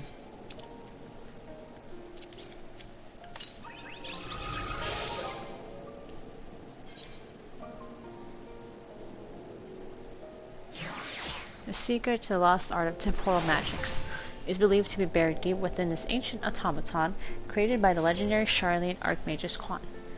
Vitality levels are dangerously low due to a power drainage necessary to save the lives of his companions. Oh.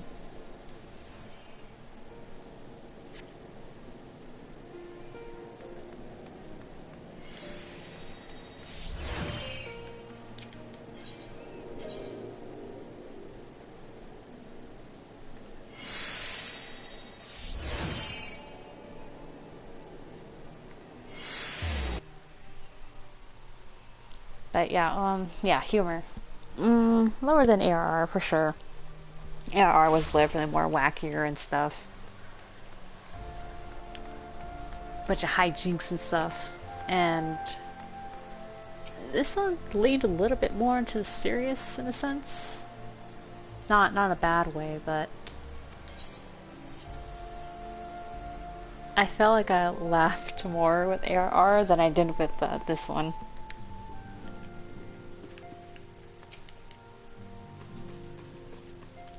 The search for my missing friends continues. Should I learn something? I'll be sure to let you know. Alright. Ooh, food.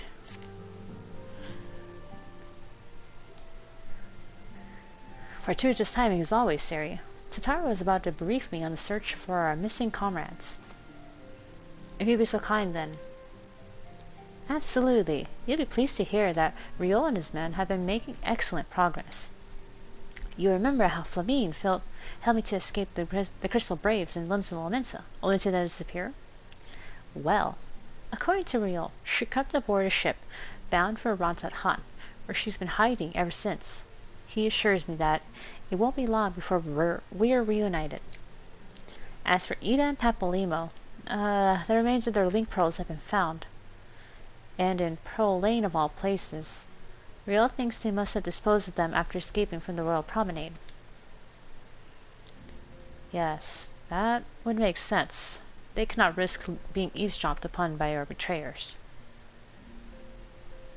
We're all but certain they fled the city shortly after, though we still don't have a clue where they went. I see. And what of Thancred and Minfilia? I'm afraid I have nothing new to share about those two. But it's not all doom and gloom. The good news is we've enlisted the services of a Charlian scholar, one of the students of Baldessian, to aid in the search, who should be arriving any day now.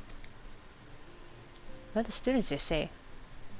Are the students of Baldessian? Oh, and I should very much like to meet this scholar, if time permits. But first, we must attend to a more pressing matter. Sir Aymeric has summoned the two of us for a private audience. The messenger did not specify what he wished to discuss, only that it was urgent. Assuming you have no objections, Sari, I suggest we proceed to the congregation forthwith. And mayhap we can meet with the scholar afterwards. Agreed?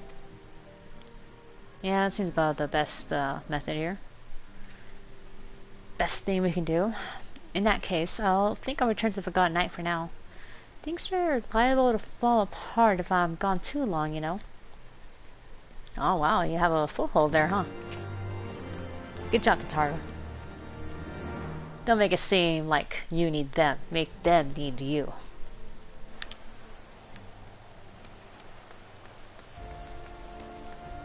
Okay, let's go to our Knight's Most Heavenly.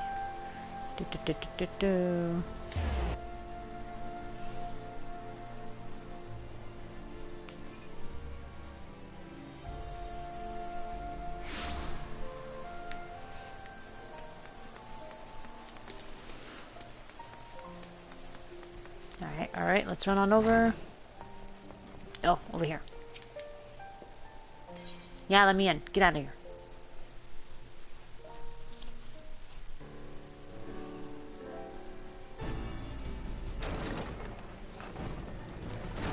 Hey, hey, it's your girl.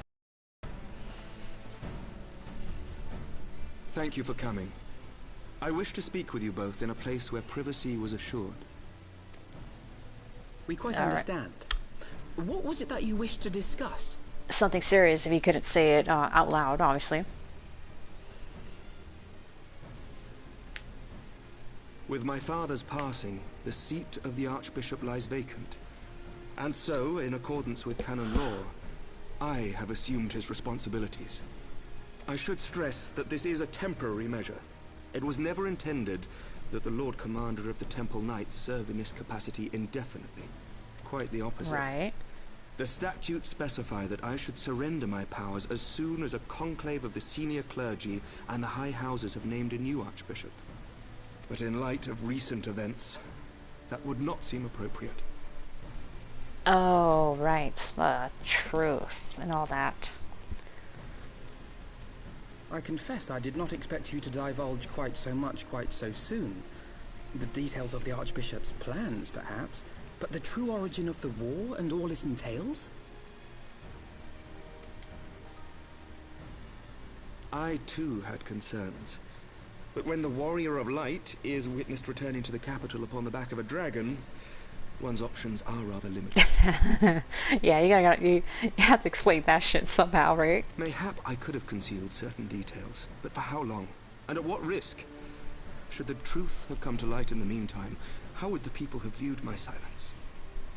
Yeah, that would not look good either. After 1,000 years of lies and secrecy, I could not well abuse their trust and hope to be believed. The time for deception has passed. I only wish the people agreed.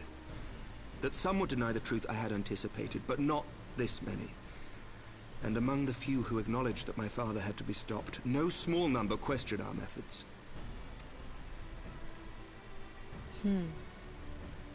If they suspect a coup, it will not be long before some turn to violence. Shit, you're right.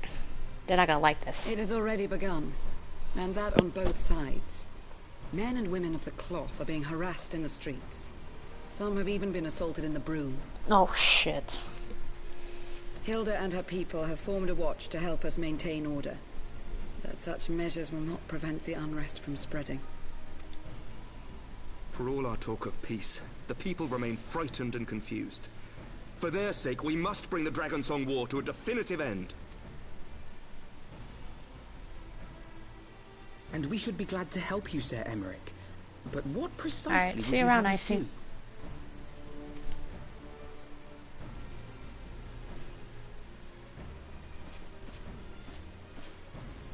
We wish to treat with the dragons of Annex Shrine.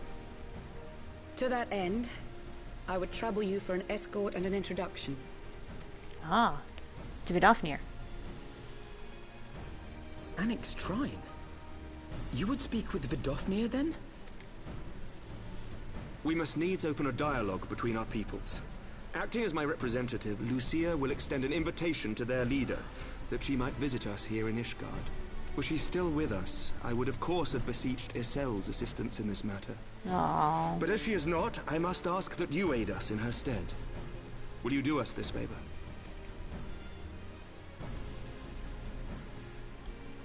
I mean, yeah. We're gonna have some peace now, so yeah. I'm all for violence, but not everywhere. Thank you, my Some friends. people are, just aren't meant for it. Lucia, I leave the rest to you.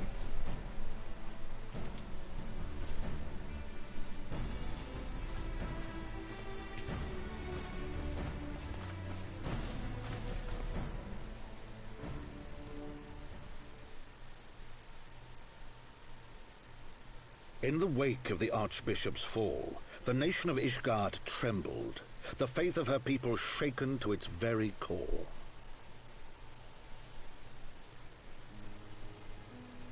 For 1,000 years had they fought and died, certain of the justice of their cause, only to be told that their holy war was born of the sins of their forefathers.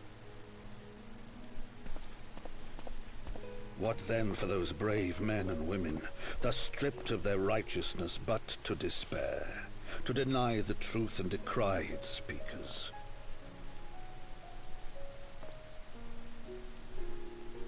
And what then for those whom they defamed but to hope on, to have faith in a brighter tomorrow?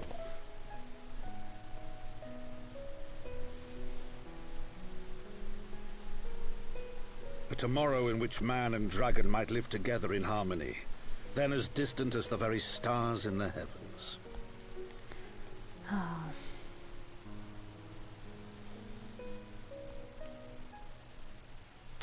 This is gonna be rough. I can already feel it. Yet while we dared to hope, deep within his lair the enemy lay, gathering his strength.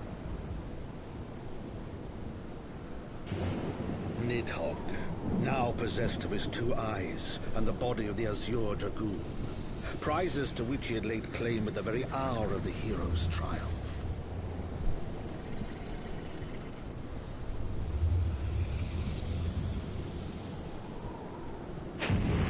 As desperately as we sought the solace of peace, the great worm craved the misery of war. Nor was he alone in his misbegotten desire.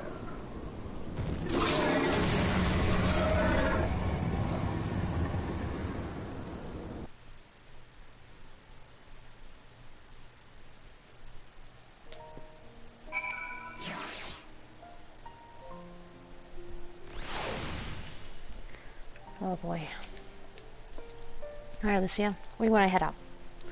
I know little of the lands these dragons call home, this Annex Shrine.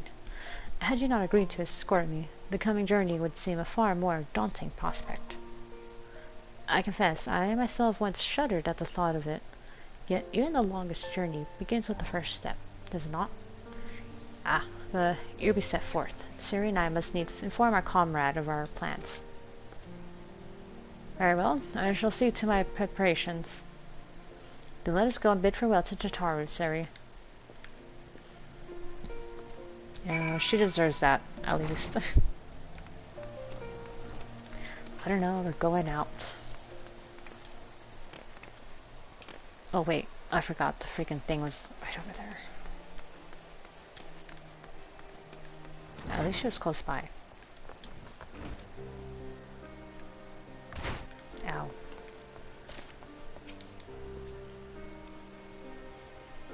You look to be in good health, Sari. Something we can do for you. How fare you in real? It would seem that the Countess's crusade died with her. No one has sought us out since that day. Well, that's good. Even so, I do not expect these peaceful days to last. So long as there are those who prey on the weak and helpless, there will ever be a need for knights such as we. But I worry for Riel. I cannot abandon her. Yet I would not have her be a party to what will become. Oh, to what will come. What do you mean to what will come? Her? Walk the path? But she's just a... Oh wait, did I just say that... Have her be a dark knight one day.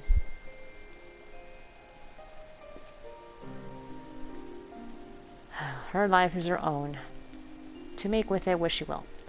If that is her desire, then we shall discuss it. Riel, what do you think about becoming a dark knight? For the first time in a long time, I'm not afraid to think of the future. And when I do, I find myself excited, perhaps? I don't expect it'll be easy, but that's alright. I've got Sid. Aww.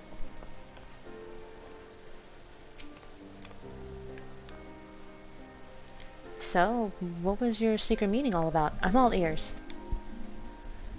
We had to head out to Annex Shrine, so we'll be gone for a while. A diplomatic mission to Annex Shrine, you say? Well, I suppose that does take precedence. Or should your meeting with the Dauphinir happen to end early, you might consider rendezvousing with Ishtola in Idleshire. She'll be there to receive our guest. Don't get me wrong, your meeting with the dragons is terribly important, and everything, but the scholar just happens to be... Time permitting, as I said, we shall endeavor to join Ishtola, but if we cannot, pray pass on our regards.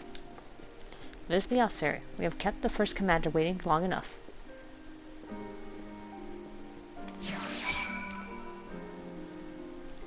Well, let no one say I didn't try. Okay.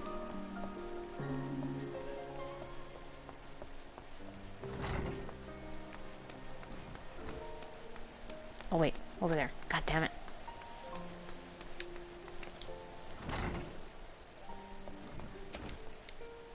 Alright, let's get going.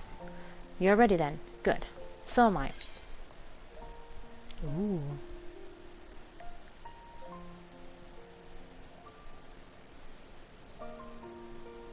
Give me the croissant.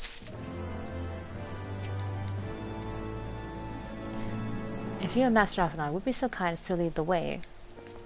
Oh yeah, of course.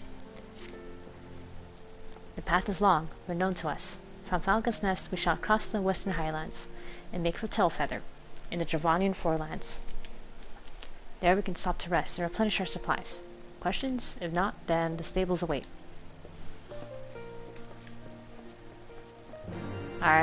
That sounds all great and good and all, but...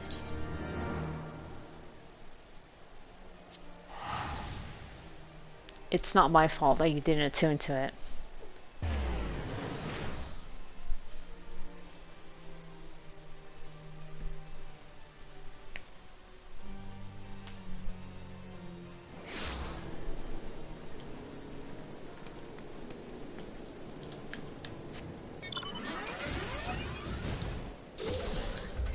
Okay, so they're over here. Strange. This is only my third visit to Tailfeather, yet the first feels as though it were a lifetime ago. Aww. I always imagined that the first time I set foot upon Dravanian soil would be at the head of an army. And here I am, ready to treat with the brothers and sisters of mine enemies. Full well I know how difficult it can be to set aside the past, though it was I who first proposed recruiting Ysayle to our cause. I questioned the wisdom of my words almost as soon as I had uttered them, and for a long time after that. Here was a woman with the blood of innocence on her hands. Men, women, children, all slain in the name of the implacable Lady Iceheart. Yet she acknowledged her misdeeds and agreed to join us in common cause. At our side, she fought in the service of the greater good, even unto her dying breath. And while that does not absolve her of her sins, I hope that one day she'll be remembered not merely as a heretic, but as a misguided soul who dreamt of peace. You ask much, Master Alphinaud, yet who can say what might come to pass, should our negotiations bear fruit? Yes, of course. We must press on to Annex Shrine, if you will follow me.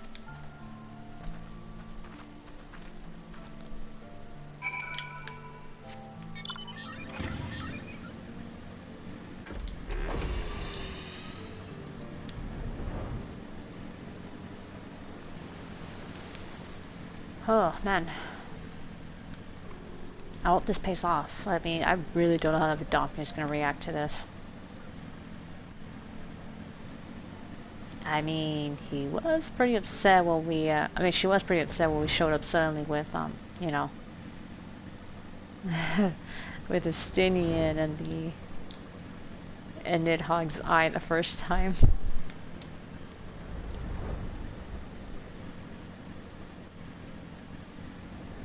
Kind of felt like a moment of, yeah, maybe we should not take that with us. Or kept it with us.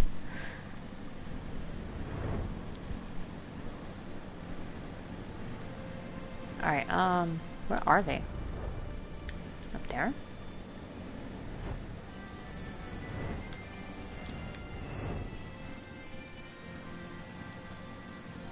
Aha!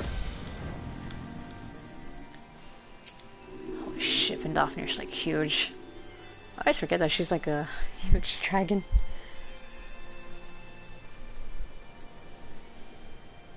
Thou art ever welcome here, friend Duvisail. But this one I do not know.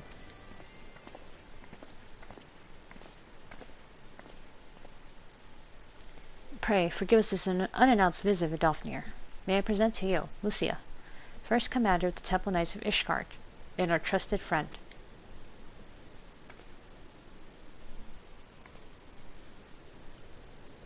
It is an honor to meet you, Vidofnir. I have come as an envoy of Sir Amerk, Lord Commander of the Temple Knights, and acting leader of the Holy See. Indeed, you may speak, knight. For 1,000 years, man and dragon have been locked in an endless cycle of bloodshed and sorrow. To our shame, we long believed our kin to be the architects of this war. But now we know the truth, that King Thoradin and his Knights 12 did willfully betray and murder the great worm Ratatoskr, shattering the peace between our peoples. For 1,000 years, our leaders conspired to conceal this truth, a truth which was at last laid bare by the Warrior of Light, Yazir Dragoon, and Isael. Alas, a deception so intricately wrought cannot be undone in a moment, and our people labor to accept the truth. After eternity of war, who would dare to dream that peace could at last be within our grasp? Yet dream we must, as Isael once did, and we must make that dream a reality, as she could not. We humbly beseech you, Vidofnir, join hands with us in friendship once more, before the eyes of my people, in Ishgard. A most unexpected invitation. I have heard your request, knight. However, I cannot yet give you mine answer. May I ask why? This matter concerneth my sire. He must needs be consulted. Moreover, the Nath grow bold, even as they did before, and I would not leave my people at the mercy of the swarm. Then we will wait. After 1,000 years of war, we shall not give up on peace for want of patience. Ha! Fear not, knight. Thou shalt have mine answer within my lifetime. Within thy lifetime. So soon. My humble thanks. I shall bear your words to my lord forthwith, until we meet again.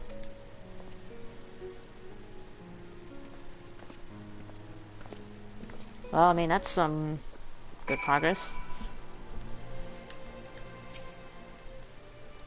Never did I think to see a knight of Ishgard come unto Annick's shrine, bearing words instead of steel. Would that the Nath could show the same restraint. Too many children have fallen to their spears and muskets.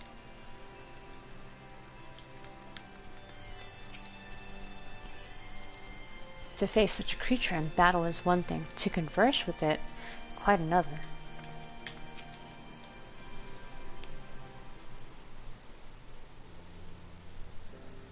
Given the circumstances, I would say that went rather well. To be frank, I am surprised our proposal was not rejected outright. Whether all will come of it remains to be seen, however.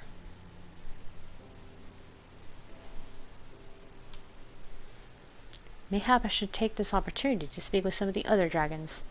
But you need not wait for me. The return journey holds no fears for me now. Well, if you have no further need of our services, we shall continue on to Charlian. We hope to welcome back a scholar who has agreed to aid us in search for our missing comrades. And I pray your journey is as swift and uneventful as ours was. And thank you again for sparing the time to assist us, even when such grave matters remain unresolved. I can think of no graver matter than a 1,000-year war, in which our friends gave their lives to see ended.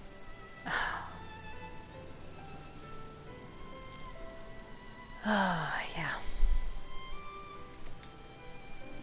Suffice it to say, I would willingly make a thousand such journeys to ensure that their sacrifice was not in vain. Of that I have no doubt, Master Alphinaud. I only hope the fates will not hold you to your word.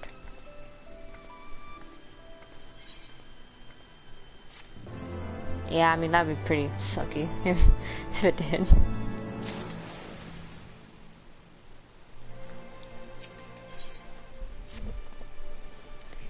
So, it would seem we have time to greet the scholar after all. How delightful. I shall be interested to hear how she means to go about finding Manderville and Thancred. I can only assume she is privy to some new investigative technique. In any event, our first order of business is to rendezvous with Strolla in Nidelshire. I actually saw her there like a while ago. But at the time, I was helping a friend, Hildebrand. Oh. Maybe it's not a good idea for Alfie to meet Hildy. Poor guy would not be able to handle it.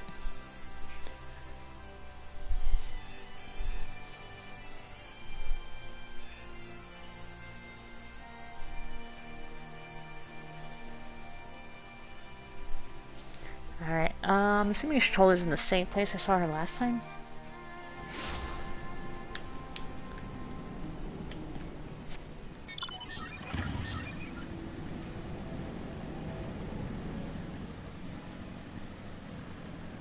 Oh, never mind, she's right here.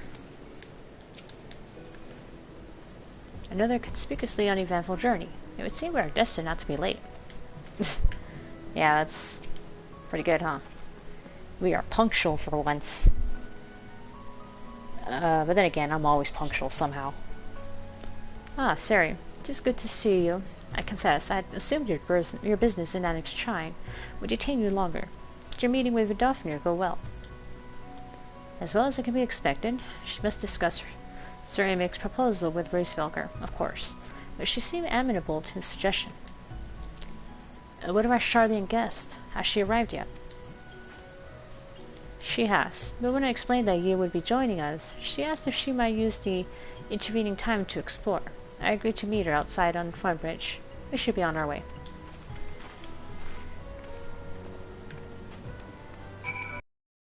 Okay.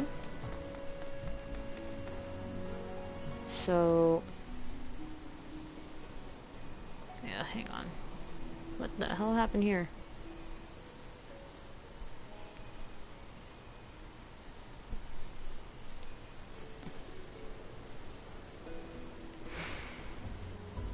Oh, Loki, hi.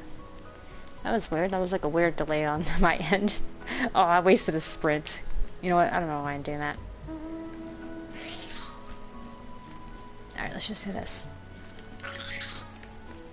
Oh, okay. It wasn't even that far. It would seem we are early. Shall we wait? Wait. Back in Ishgard. What was she trying to tell me? I don't know, Alfie. Let's find out.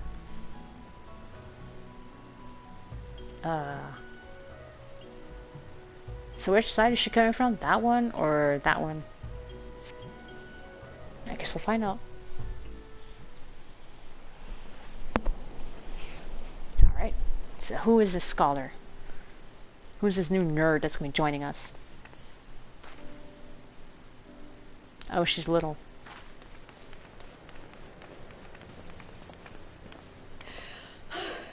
I'm terribly, terribly sorry to have kept you all waiting. You need not apologize. We arrived but a moment ago ourselves. You're looking at her like you know her, allow me Alfie. to introduce Kryle, who has recently come from the Sharlayan motherland. She has generously offered to assist us. Oh, please, think nothing of it. A trip to Eorzea was long overdue. You must be the warrior of light.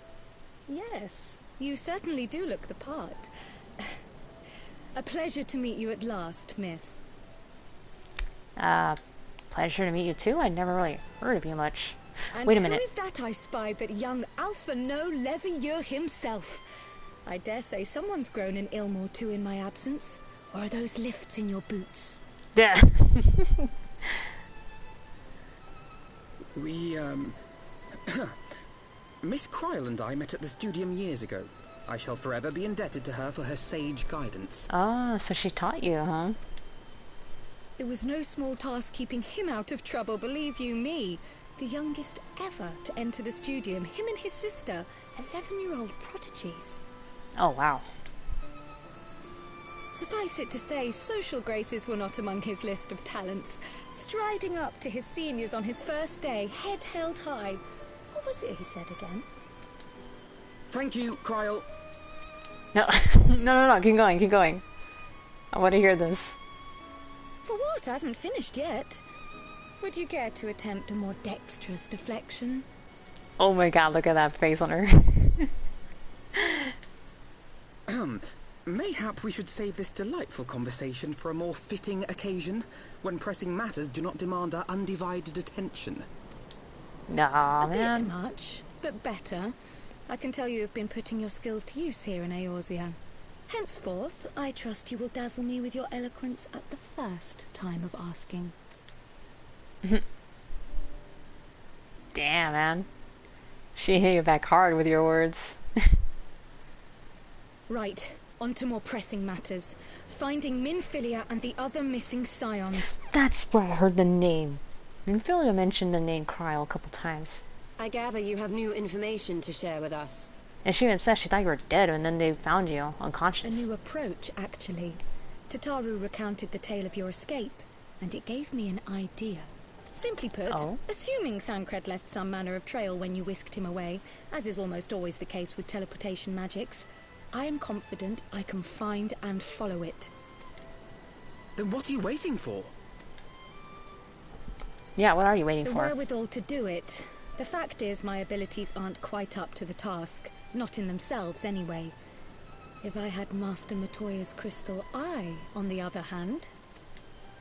Then let us all call on her forthwith. I think it best that you explain your plan to her in person. Yeah. I'll tell you I wouldn't take it otherwise. Alright. Let's go visit that awesome old lady.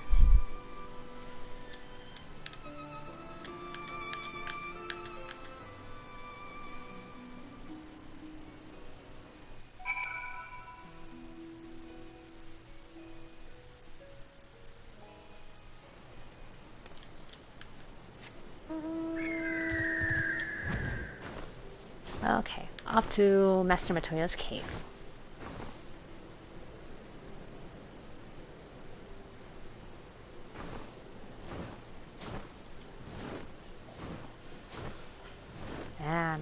really wonder what this looked like when it was like, you know, busy and bustling with people.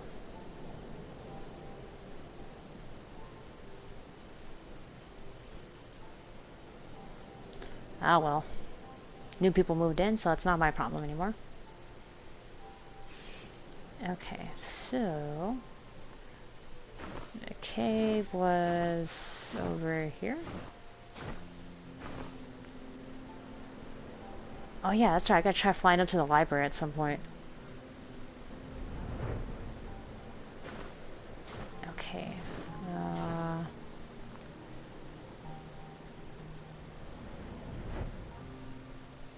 Oh shit. Over there.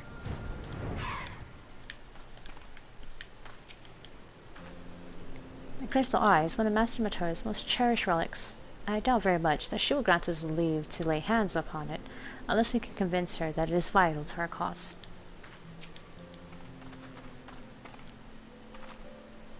She was less than flattering about my technique when last we met, but this time I've come prepared. Let her belittle my obsidian carbuncle if she dares. Do not tell her I said that. Oh. That bunny girl looks pretty cute. You did say we were headed for a cave, did you not? Because I certainly don't see a cave nearby. Is Master Matoya meeting us on our way, or something? Just give it a second, he's sure will open it. I've heard many stories of Master Matoya, some quite flattering, others less so. Rest assured, they are all true. This way, and have care where you tread. Watch your step. You don't want to step on a frog.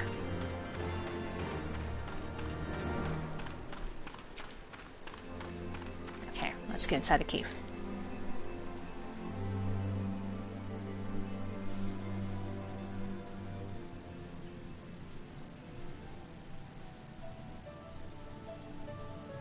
Master Matoya, guess what? We're back.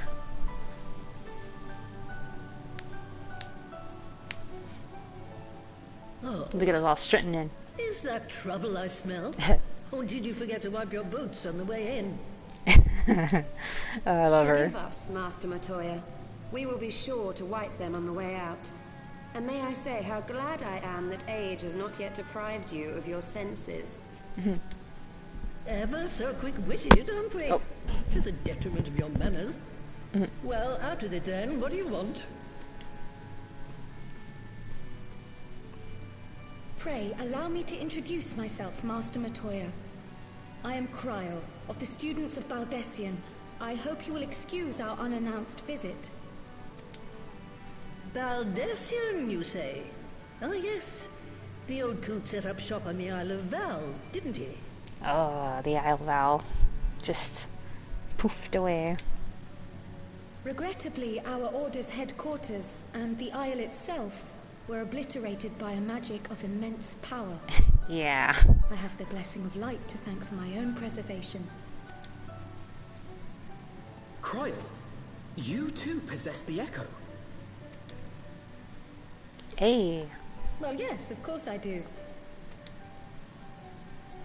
Our order is devoted to uncovering the mysteries of Hydaelyn and interpreting her She's will, like, how come you don't know? particularly through the study of her gift to us.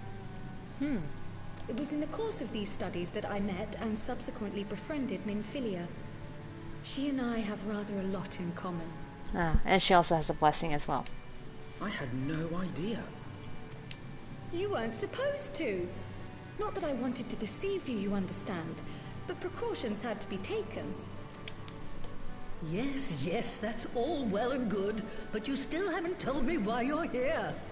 The students of Baldessian are gone, and there is naught I can do to change that. But the science of the Seventh Dawn can yet be restored, and my dear friend found.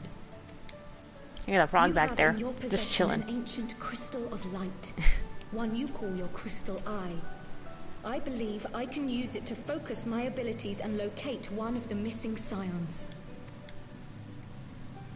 And there I was, thinking you might want to make use of my years of experience. Oh, wait here.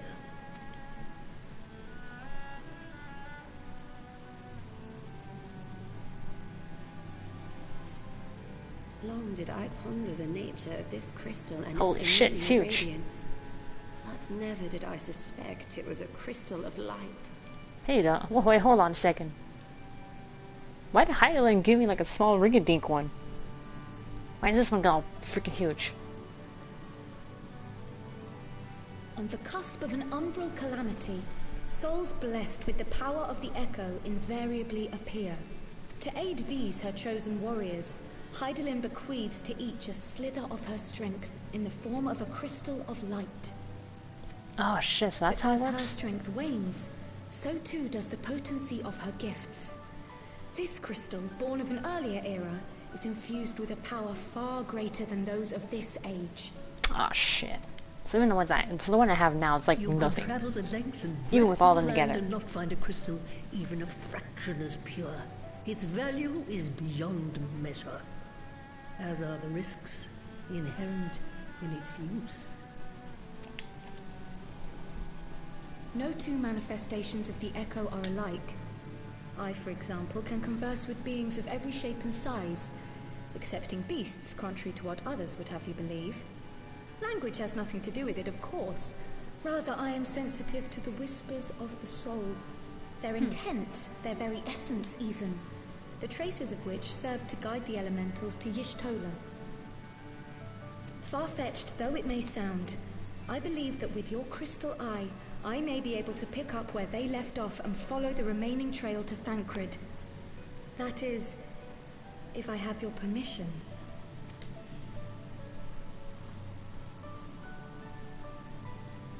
Alright. Can find Thancred. Well, the poor sod's not going to find himself. So, as long as you don't drop it or take it out of my sight, you may do with it what you will. Thank you, Master Matoya.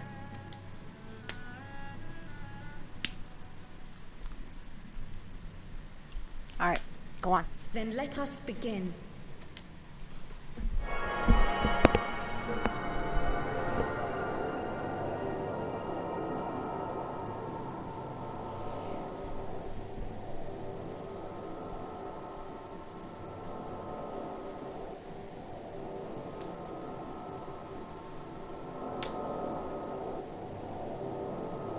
From the Black Shroud, the trail continues to the north and west, towards a mountain, the foot of Som Al. It was a near thing, but he was not deposited within the rock.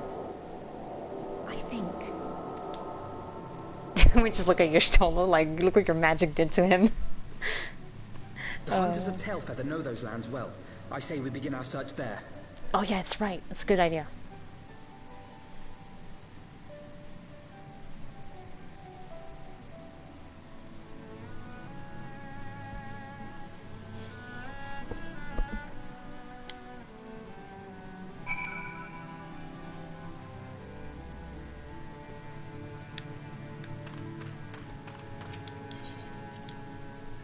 Oh wait, why did I do that? Shit. I can't just teleport it out of there.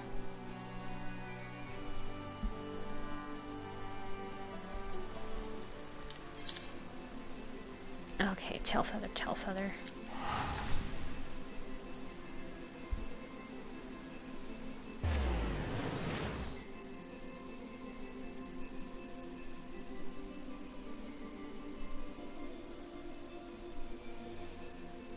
Okay, so hopefully that means pretty soon we'll find Thancred, or wherever he is.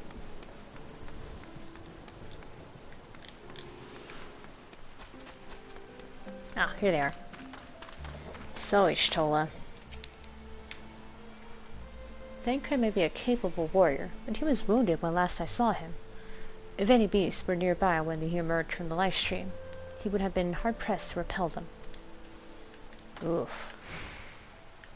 I mean, as far as we know, oh, sorry, Crowd didn't detect that he was dead, so. We had forests like this on the Isle of Al. My grandfather and I used to go for walks together, when I could prize him away from his work. It was the least I could do for him, considering everything he has done for me. Taking me in when I was an orphan, raising me as his own. and giving me a name. You didn't think my parents named me Kyle Baldessian, did you?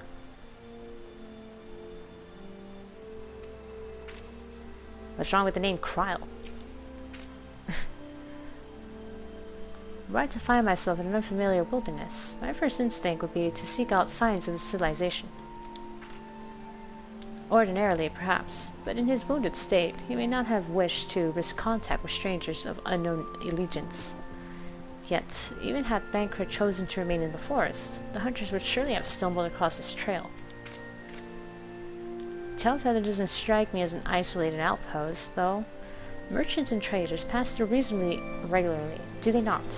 In which case, we'll need to provide a more detailed description when we question the locals. Fear not, Kryle. I have already prepared several sketches of Thancred for that very purpose. Wait, you can sketch? This is impressive. You drew him from memory. A skill I acquired some years ago for reasons I no longer remember. I propose we split into 2 pairs. Ishtola and I will inquire at the outlying encampments, while Sari and Kryle question the residents of Tailfeather. Afterwards, we shall regroup near Loth Asfath and share our findings. Assuming there are no objections, let us be about.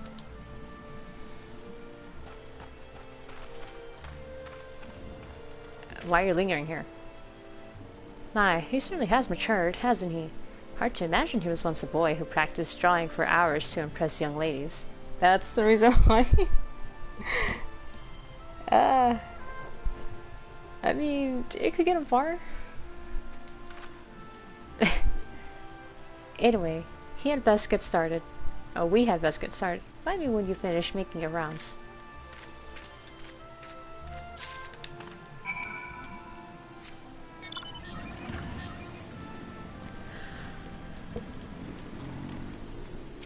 Well, here I am again. Oof. Searching for a friend of yours. Let's have a look then. A surprisingly accurate depiction of the missing Thancred, suggesting that Alphanad may have mistaken his life's calling. Meaning he could have been a really good artist? No, I ain't seen him around, sorry. What are we standing around for? There's chocobos just begging to be hunted. Hunted chocobos.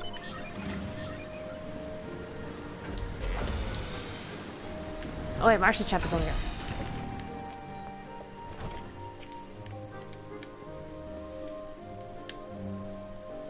What side we got there? A sketch? Yes. Here you go. Take a look and see if that looks familiar. Huh. Can't say I know the face. You say he's something of a warrior. Yeah, he can fight. I heard a tale the other day about a Huron vagabond who brought down a Bandersnatch by himself. And with style. The way they tell it, he was dancing with the beast like it was the bell of a bleeding ball. Sound like your man? That sounds a lot like him, actually.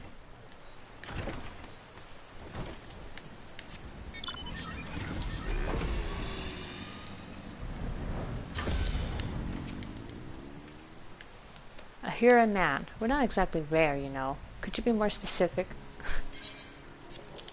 Yes, here's a drawing of him.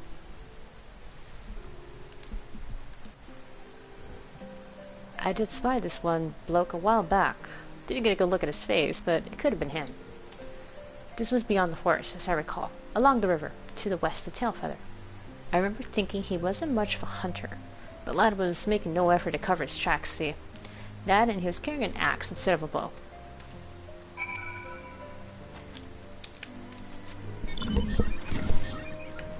Axe, huh?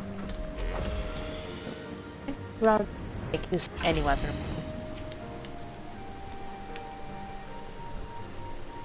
Finished? In that case, I think we've learned everything we can here. Let's see what the others have found out.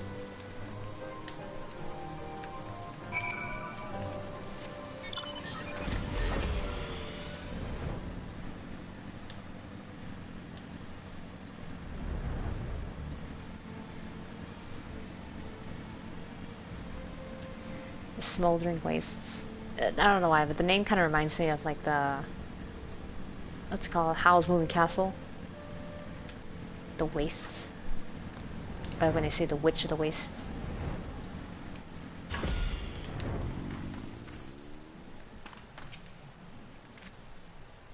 We're to meet here, will we not?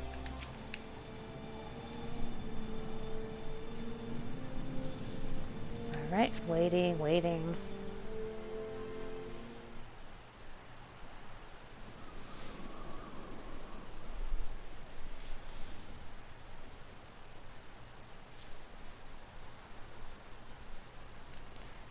My apologies for our late arrival. We thought it wise to question as many hunters as we could. Oh, hey guys. Many have made camp in inaccessible locations, ideal for hunting game, not for receiving visitors. Nevertheless, our time proved well spent.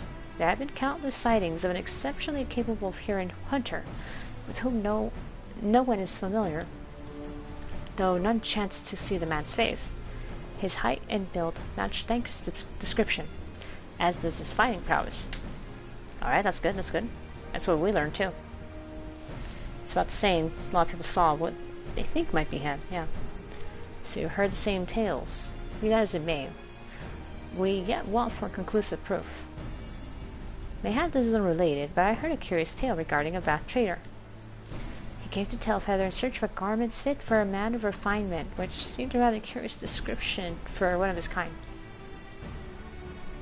You're implying that Thancred sent the Bath to market in his stead?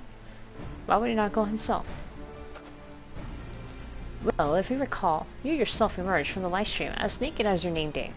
It is a scene I shall never forget. Is it now? Well, I was pleased to see you. I mean, it was a statement of fact. That's the reason that Thancred found himself in the same predicament. In any case, if he had dealings with the Vath, they should be able to tell us, no? Quite right, Kyle, quite right. Alright, let's go talk to the Vath. Although, maybe I should stop there for now. Guess it is getting kind of late. Oh.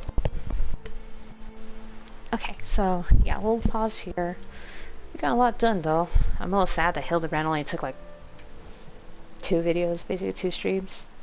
It's already done. I think last time it took, like, 3. And those were long ones, too. And some of them were, like,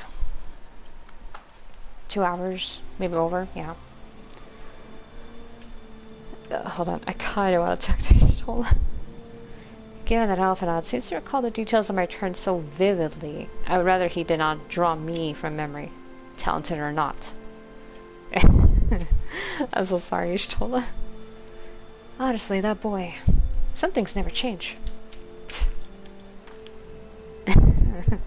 Okay, so for now, yeah, we'll pause.